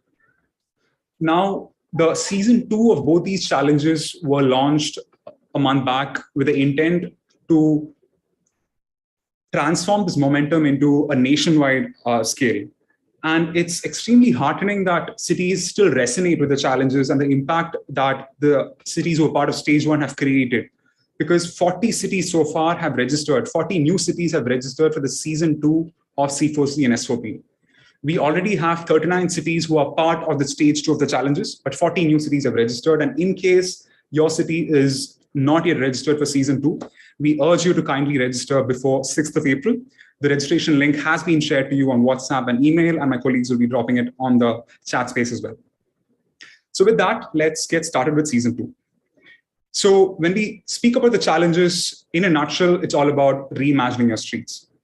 Now, when we talk about reimagining a street, when you ask your friends or family about what kind of streets do they like, the responses that often come in are that we want congestion-free streets. We want to get from point A to point B in a very quick manner. We all want our loved ones to be safe on the street at all times of the day and at any part of the city for that matter. All of us want peaceful and pollution-free streets. And most importantly, we want to enjoy street life. We want to spend time with our family and loved ones on the street. So the question is, how do we get there? And like the cities who presented in the panel and the cities who've been part of stage 1 and many others who have actually done permanent transformation on the ground, like this image from Pune, cities from Chennai to Pune to Indore and others have already started leading the way by changing the way, by focusing on how citizens move around the city, by designing spaces truly for people. This can be done by promoting walking, cycling, and public transportation. Even our Honorable Prime Minister, during a speech in February, had mentioned about the importance of creating citywide cycling plans, the importance of car-free zones, open streets, as well as embracing a more sustainable lifestyle at large. We can do this by creating healthy streets and healthy cities.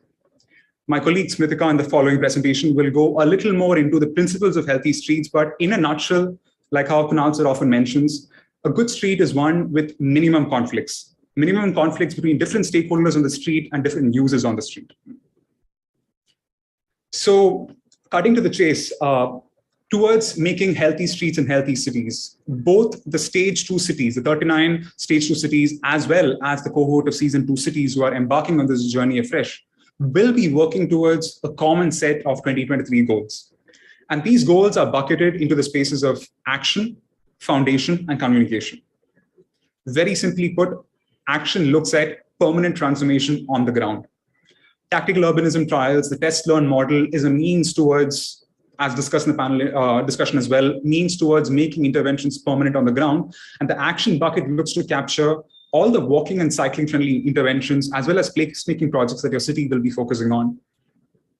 The bucket of foundation is all about resilience for long-term steps that your city can take towards ensuring that the transformations that you do sustain over a long period of time. This is done through, on one fold, of the cities working towards adopting healthy streets policies, adopting healthy streets design guidelines, adopting 3-year walking and cycling action plans, as well as pieces like parking policy, parking area level plan, and more. Many of you would have already embarked towards setting up Apex committee, and you will soon work towards setting up healthy streets cells and department as well. Through the third space, communication, it is about building the support for walking and cycling in the city, but at the same time to institutionalize some of these pieces, like how through the Freedom to Walk and Cycle campaign, more than 20 cities have already pledged to institutionalize many of these things that are written on the screen. For example, open street events, cycle to work events, pedestrian days on an annual basis. So over 20 cities through Freedom to Walk and Cycle challenge, which was a challenge to further the momentum of Cycles for Change and Streets for People, have already pledged to institutionalize this, and we will be capturing the progress of the cities going forward. And we urge all of you season 2 cities as well to work towards this front. In a nutshell, this is how things look on action front, which is about implementing fiscal interventions on the ground, foundation to bring institutional reforms, and 3, communication to build the momentum and support towards walking and cycling. We will be sharing guidance in the coming workshops covering all these topics as well. And to capture your progress towards these goals, we will soon be introducing the Healthy Streets, Healthy Cities leaderboard. The leaderboard is a dynamic one, which those of you who are part of the Freedom to Walk and Cycle campaign for city leaders will be familiar with, where the dynamic leaderboard will capture your one-year baseline towards these goals and will capture and reflect on a dynamic manner what progress you've been taken towards these different goals that I mentioned earlier. It will help measure your city's performance as well as develop interesting and unique data points based on the impact. Towards this, we have already shared a very simple Google form to all the Season 2 cities. It is to capture where you stand with respect to these goals through the form. We will be recirculating the form at a particular frequency, and the progress through a leaderboard will be shared after we compile the same. So we urge all the cities who haven't submitted the form to kindly do so at the earliest. So stay tuned for more details about the leaderboard and the evaluation process, which we'll be sharing in the coming workshops. With that, let's get started with Season 2. Back to you, Bala. Thank you so much, Venu. That was a really great presentation on the overall framework of the challenge. So we do have another part of the presentation where we'll discuss more in detail about the next steps itself. But we now have Mr. Rahul Kapoor sir here. Sir, we would like to have you for a few words from you.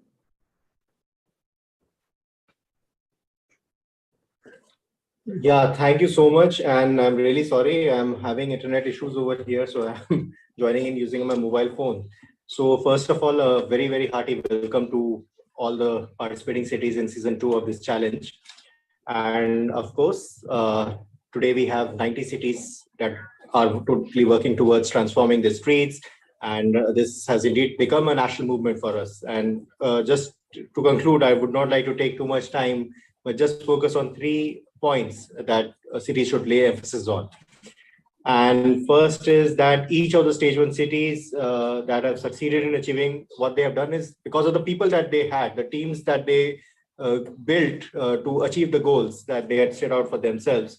So the importance of a robust, strong, and resilient team is very, very much there.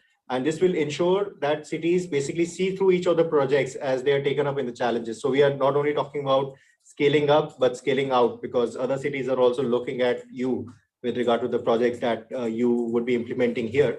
So that is a very important point. And secondly, of course, as I think it was also discussed in the presentation earlier, so we have to keep our vision large and holistic. Let's not just focus on one particular aspect, but have a comprehensive strategies, try and build in elements from the other challenges that we are trying to do, and things probably maybe not even covered in these challenges, but you have to think of health, nutrition, and other kind of initiatives, the nurturing neighborhood initiatives that were being undertaken earlier in other challenges. So try and build those elements, try and have a holistic vision for the city. And of course, finally, people are very important. So we must keep the citizens in focus, engaging with them, taking their feedback, trying to understand what their needs are. And of course, visualize streets as public spaces and demonstrate to them and how exciting this city can be. So make them part of the process. That's where the acceptance will come, and that's where they will become the propagators of your work that you would be doing. Otherwise, we normally try to look at how do we leverage the most or do our outreach. But I think by engaging the people, they would be your spokespersons and representatives. So with that, I will be closing here. Good luck to all the cities that are participating. And we hope to see this national healthy streets movement come to life in each one of the Season 2 cities. And thank you. Thank you so much, sir. So now we have the second part of the presentation. I would like to invite Smritika Srinivasan, Associate Urban Development from ITDP India, to present the roadmap and milestones for the cities to get started with the goals for the next few weeks. Also, I would like to request everyone that we might extend by another 10 to 15 minutes. We're really sorry for the inconvenience, but please stay back. So this part of the presentation is where we are going to focus on the immediate next steps that you're going to work on. So over to you, Smritika, now. Thank you so much for the introduction, Bala. It's great to commence this season of walking and cycling journey today. So without further ado, let's deep dive into season 2. Venu, would you be able to share your screen? Yeah. Okay, so let's deep dive now into season 2. First, let's start this section by understanding the principles of healthy streets.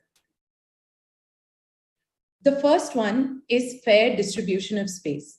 Our streets witness the use of a variety of transport options such as public transport, private motor vehicles, informal public transport, cycling, walking, and our streets also accommodate a multitude of activities. The principles of healthy streets ensures that our streets have a fair distribution of space to allow for all these activities and mode of transport to use the streets safely and comfortably. So this is the first step to understanding the principles of healthy streets. Safety and security. Now that we've spoken about the allocation of space, the next thing to do is to ensure that the streets are safe and secure. Reducing speed of vehicles and ensuring that there are safe crossings are just some of the elements that contribute to the safety of our streets. Sufficient lighting and eyes on street ensures that our streets also feel secure, especially for women, children, and the elderly.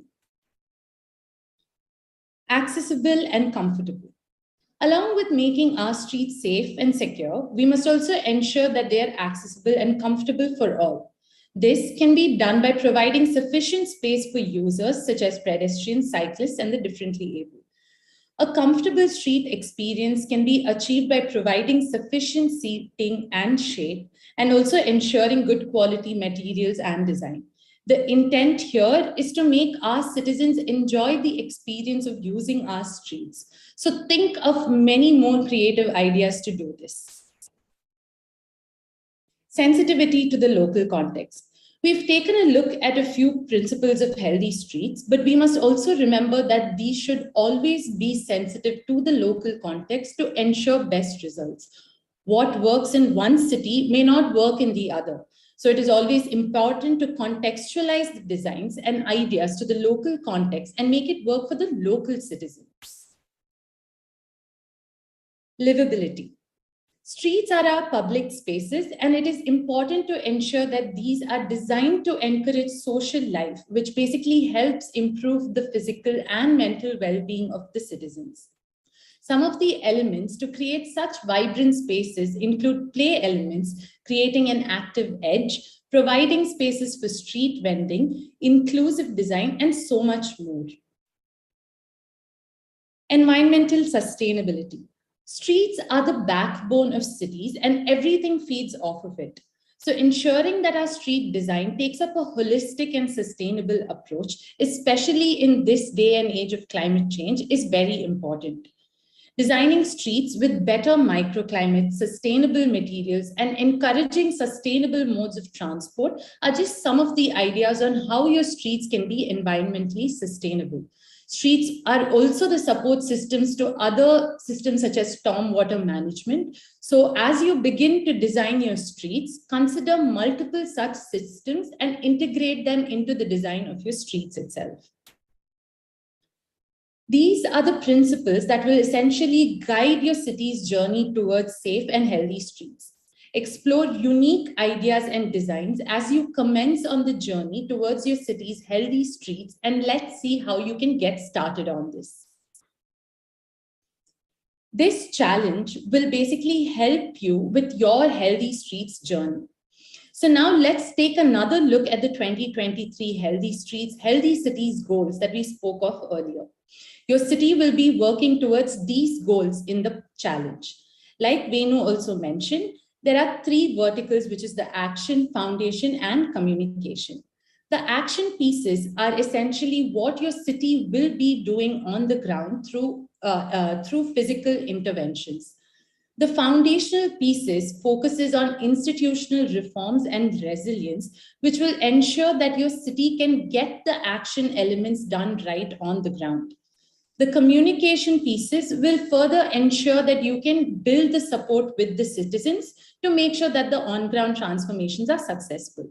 So while we have a long list of the goals here, let's just take a final look at what we will be discussing in this workshop. Let's go piece by piece into these, and let's start with the action itself. So in this section, we'll take a closer look at how you can test and implement permanent interventions in your city. Now that the action goal focuses on permanent interventions, let's look at what we even mean by permanent walking and cycling interventions. These are nothing but the infrastructure that you design on the ground to ensure safe walking and cycling. Some of these types include, for example, the protected cycle lanes, which is nothing but creating a segregated section of your street so that the cyclists can use it without being interfered by other modes of transport. The traffic calm streets are another tool of reducing the speeds in various street sections, especially in the case of residential or school zones, so that cars and other vehicles don't speed up. So traffic calm streets will use design ideas that will help reduce the speed of the vehicles. The other component is the safe and compact intersections. This will try to make sure that the intersections itself are reduced in a way that it makes it more comfortable for the pedestrians and cyclists to cross these intersections without feeling unsafe while crossing them.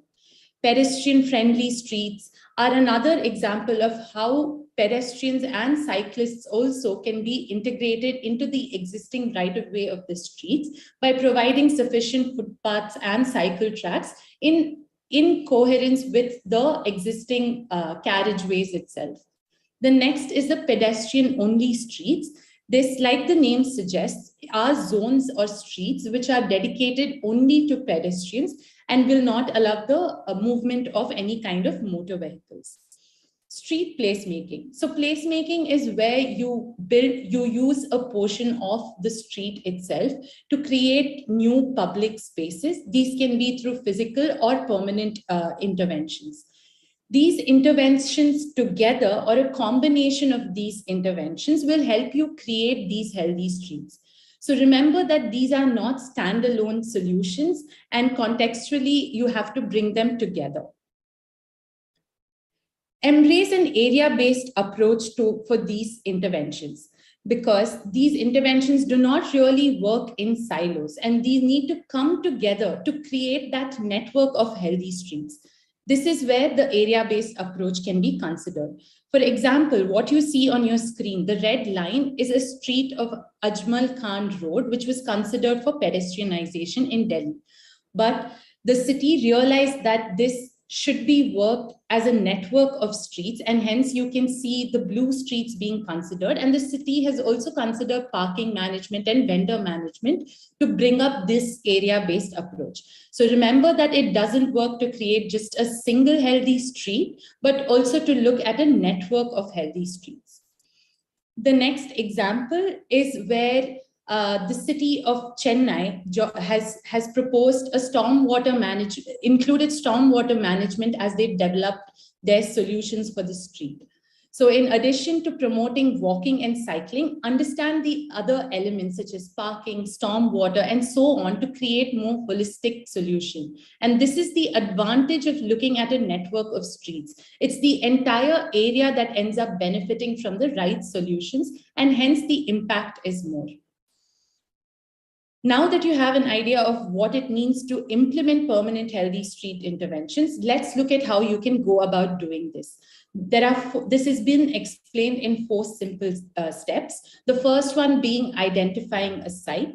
Next is preparing the detailed design. The third is testing the design and capturing the learnings, which some of our panel cities also spoke of. And the last step is to make it permanent. And again, learning from the panel cities, it's always essential to engage with the community and build the momentum from scratch for walking and cycling. So let's take a closer look at how you can identify a site area. There are 2 approaches to identifying a site area. Let's take a look at the first one, which is leveraging the existing projects. You might have So that you might have a couple of existing projects that focus on walking and cycling interventions in your city already. So what we are essentially suggesting in this approach is that you can tap into these existing projects to take up a healthy streets approach itself. Why should you be doing this? It's because these healthy street principles can be embedded in your already ongoing projects for maximum impact. And also, like we mentioned in the previous section, it is to ensure that you create more holistic solutions for your sites itself.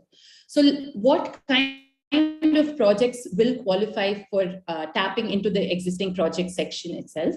The first one is any street project that will allow for design changes or additions.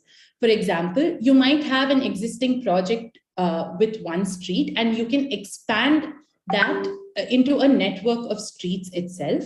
And another example is you might have an heritage site, restoration site project that your city is working on in the ADB. And ensuring access to this site can be considered, and you can make it more walking and cycling friendly as you take up these isolated projects as well. The next one is any project that doesn't currently have the walking and cycling safe infrastructure and will be benefited from them. This is the example of the heritage restoration project that I had just stated. So the possibilities here are endless. And if you have any questions regarding the site selection, do drop in your questions in the chat box or reach out to the coordination team to get more idea into this. The next one is kickstarting the Healthy Streets initiatives. So let's look at how you can leverage this in addition to tapping into your existing projects. To kickstart a new Healthy Street initiative, you will have to begin by starting to identify a site, which would typically fall under the typology such as those displayed on the screen. Some of the examples stated here are a transit zone, which is around the transit hubs of the city that has bus terminals, metro stations, etc. The other is the mixed income area, where there is a mix of residential groups, which is of a different socio-economic background. Resettlement areas, which are planned housing clusters for relocating communities. And the last one is unplanned low-income areas. We'll get a bit more into each of these typologies, but remember that these are only samples that we've mentioned on the slide, and your city may have other interesting typologies that can be considered for the Healthy Streets initiative itself. So let's take a look at some of these typologies, and understanding the typologies will help your city to understand what type of permanent intervention is most feasible in the site, and also the scale and area of these of the impact that these solutions will have on the site typology. So let's take a look at some of the samples to understand what can be done in the different typologies. The first one is taking a look at the transit zone. This is the case of Delhi. Next slide, Venu. In the case of Delhi, they have considered a metro station, and the impact zone is around 300 meters around this metro station itself. So in the case of such a large transit zone, the impact scale is pretty large, and the project includes various design elements such as placemaking elements that you can see on the top right, and creating also pedestrian friendly streets so that they can access this metro station easily. The next example is from that of Brazil, which is of a mixed income area typology. So if you see the image on the left and right, you can see some simple placemaking solutions which has enhanced the quality of the space and made it a lot more vibrant. On the next slide, you will understand that the impact of this intervention is much more smaller than the previous example. So like I previously mentioned, each intervention will have its impact to a certain scale. So do consider multiple streets and multiple areas to improve the scale of the impact itself. And in this example, like we mentioned, there are other permanent infrastructure elements that have been used, such as traffic calm streets and safe and compact intersections. Next, we'll take a look at Kannagi Nagar resettlement area. This again is it's a way to blend art into design itself. Again, this is not something that we would consider as a walking and cycling intervention, but the idea is to understand that you can also use art in your interventions to enhance the space itself.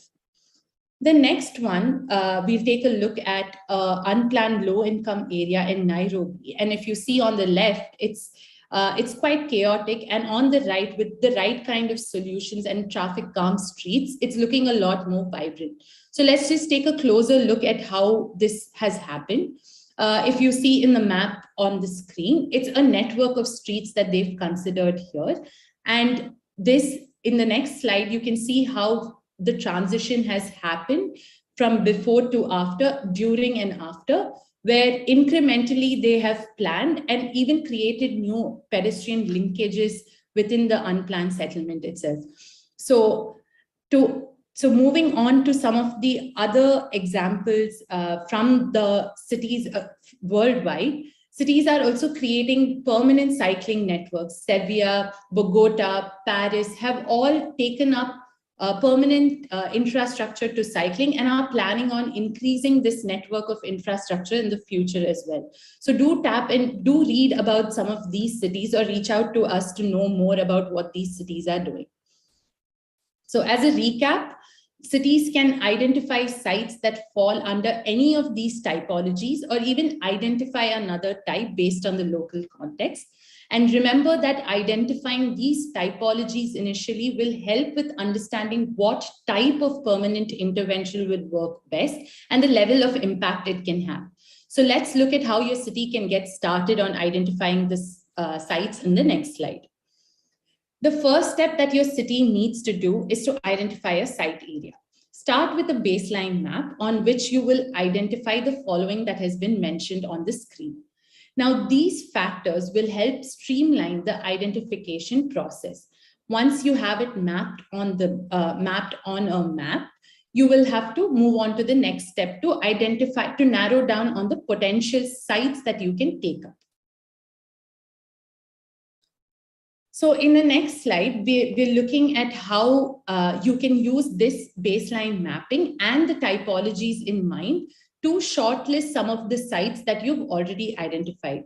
So some of the parameters being listed down here will help prioritize the sites that you've identified and can nudge you in the right direction to take up the most priority site. Some of these parameters mentioned here are support from the residents, ease of implementation, high visibility and impact, and so on. All of this will be shared in a detailed guide with you. So please do take your time to go over the guide and reach out to us if you have any more questions. So once you've identified your site, the next thing is to plan your funding and budgeting. So map the existing funds and potential opportunities. You can begin by listing down the funds allocated for the street design in 2023 by different agencies, which is the ULB, the Smart City Team, Highways, and so on. You can also tap into some of the existing central and state-supported schemes, such as the Nirbhaya Fund, the National Clean Air Program, and so on. So make sure that you're aware of these and you can tap into them. In addition to all of that, some of our cities have also been making use of CSR fundings and public-private partnership opportunities to avail more funding. Some of the cities have also been doing this quite regularly. So we can also connect you with some of the cities that have done this to learn more. With this, we come to an end with the action pieces itself. So now let's move on to what you can get started on in the foundation piece, which is setting up of the Healthy Streets Apex Committee. But before you work towards the setup of the Apex Committee, first build your team. You should form a working team and then collaborate with the local champions and also take the support of the other citizens. We will be sharing detailed steps on how you can go about this, and we'll also share some poster and media templates so that you can reach out to the local champions and citizens to build this team itself. Once the team is set up, you can move on to setting up your Healthy Streets Apex Committee. Venu, you can go on to the next slide. Yeah. The Healthy Streets Apex Committee is a body that will oversee the healthy streets development in the city. Detailed steps on how to set up this committee, along with the proposal note, will be shared with you after this workshop. The role of the Healthy Streets Apex Committee has been detailed out in this proposal note as well. But just to give you an idea, it would be ensuring that the Healthy Streets policy, the parking policy are developed, in addition to reviewing designs of the Healthy Streets project, to monitor these projects and to also ensure that there is participatory planning through the process itself. So this is the first step to ensuring that your city's efforts towards the on-ground actions can be effectively implemented, because you're building that kind of institutional resilience. Now that we've taken a look at what on-ground implementations can look like and how to ensure effective implementation through institutional reforms, let's look at how we can get citizens on board and gain support for walking and cycling initiatives across the city. In this workshop, we will cover what the open street campaigns are towards the larger goal of institutionalizing it. So the first one is to roll out an open streets campaign. What is an open streets campaign? It's a campaign that happens at a regular frequency, which is daily, weekly, bi-monthly, or monthly, which reimagines the street as safe, happy, and healthy public spaces. The reason open streets are a great tool to get to building support with the community is because it is a quick and a low-cost tool to reimagine how the street life in your city could be like in the future. It's also an effective way to build the case for healthy streets, because this is where pedestrians and cyclists get prioritized over motor vehicles. So let us look at how you can go about conducting your open street campaign. The first step is to identify multiple streets across your city and opening up these streets for pedestrians and cyclists only. Collaborate with the local organizations to liven up the streets, capture impact, improve, and repeat. So there will be detailed guides on how you can organize these campaigns, which will be followed up in a guidance document post the workshop. But you can also look to some of your other peer cities from stage 1 who have been conducting very good open street campaigns in the last few months itself. So to wrap this section up, we will just we will have a recap as to what you as cities will have to do as the next step and what we as ITDP will share on the guidance document. So first, towards what cities will be doing, towards the action piece, you will have to identify your site area, and across the foundation piece, first build your city team, reach out to the citizens and other CSOs for support, and set up the Healthy Streets Apex Committee. Towards the communications, roll out the Open Streets campaign. And what will ITDP share? We will share a video recording of this entire session and the presentation itself, followed by some of the foundational and communication pieces, such as the media note, guides and poster templates to reach out to the citizens, and the guide to set up the Apex Committee. In addition to that, we will also be sending out a detailed guide on how to roll out the Open Street campaign, in addition to institutionalizing it. With this, we come to the end of this section of the presentation, and I would like to thank you all for listening in patiently. So over to you, Bala, to wrap up the session. Thank you, Smritika. So with this, we have come to the end of first online workshop of season 2 for the India Cycles for Change and Streets for People Challenge. Due to time crunch, as we mentioned in the chat, please write your queries to us in mail. We also have added you in the WhatsApp groups. You can also reach out to the coordination team members. We will answer to all your queries there. Thanks a lot to all the attendees and panelists. We will soon share the videos and the presentation from today's session for your reference. Thank you, everyone.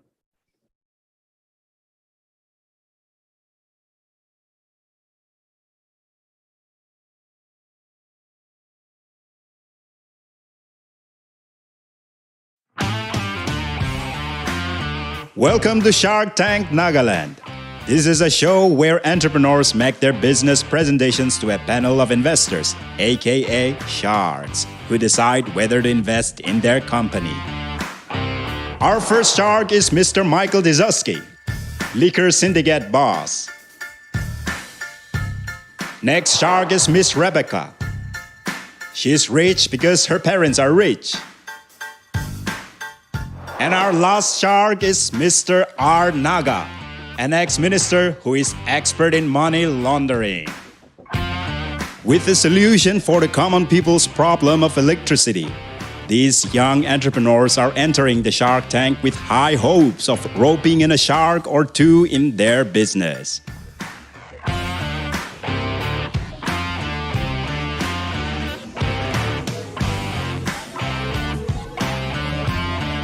Hello Sharks, myself, Mr. Sean Blackstone, and my assistant, Mr. Blinks. Assistant? Sorry, co-founder. Hello Sharks. So Sharks, अपने भी खोटे AC, fridge, heater, washing machine सब चला रहेगी वो. Of course चलाए. तो इधर चला ला तो light bill भी आई रहेगी वो. आहे. तो इधर bill तेरा टाइम दे अपनी का भी मुंडी सक आई ना रहे. अपनी का Sharks का मुंडी मन सक आई दो. मन निस्ना कमान ग्राफ कर दो. किले तो ना बाबा. अरो इधर ही नहीं. आहा दिन दी दो prepaid meter box भी लाओ ले खुदा पड़े ऐसे. तो इधर तो मानो किमान दुख पावले ऐसे. So for that reason, मगर पर idea कम पाले तानी दिखना ऐसे. तो इधर problem भी solve करो करने. आमी हम एक device invent करना ऐसे.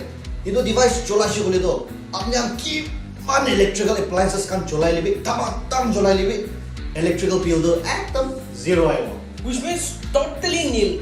So Sharks, introducing one and only the Smart Hook 3.0. Itu ase common man duk pai daga manuan laga solution do. अच्छा तो इधर आपने किन्हें use करे? इधर चलाऊं तो एकदम simple. अपनी main line एक तरी जबी, bamboo तरी तो खाबी, इन्हें वाला तरी main line एक तरी negative, एक तरी positive लगाई दिबी. इन्हें वाला अपने तानी की ना meter box bypass करी दिबी. इन्हें वाला अपने electrical appliances किमान चला बोले ऐसे आराम बार चला भी. बोली भी electrical department gun checking ISA गुना निशे बोली तो इधर पक बोले रखी दिबी. So Sharks, आजी मुझे नेटे आ दो 10 lakhs for 5% equity करने आहा से. So who is ready to invest in our product, in our company, the Smart Hook 3.0? ಇದು ಸ್ಮಾರ್ಟ್ ಹುಕ್ to বুঝিছে হলিবি ಇದು 3.0 to কি আছে Itu amikan first version or second version do test kora tamde tai electric shock tek pra khase apni kan result do tike dakibo. Itu do ita third version nutun wala more complete and this is the finished product. अच्छा तू तो एक बार demonstrate करना दिखाओ पड़ेगा. Sure, why not? Pulbe ni main national na yo. Oy, ere se. Ito na. Inya pulbe. Inya na bamboo di ba hook inya thabi. Inya na do. Ere ba hook kuri na as simple as. Ay, itu mana tu current shock khai sa ye? Na, Shark. Itu ikut tai current shock khan hoy. Pulbe morom rak niya aina dagin no chui.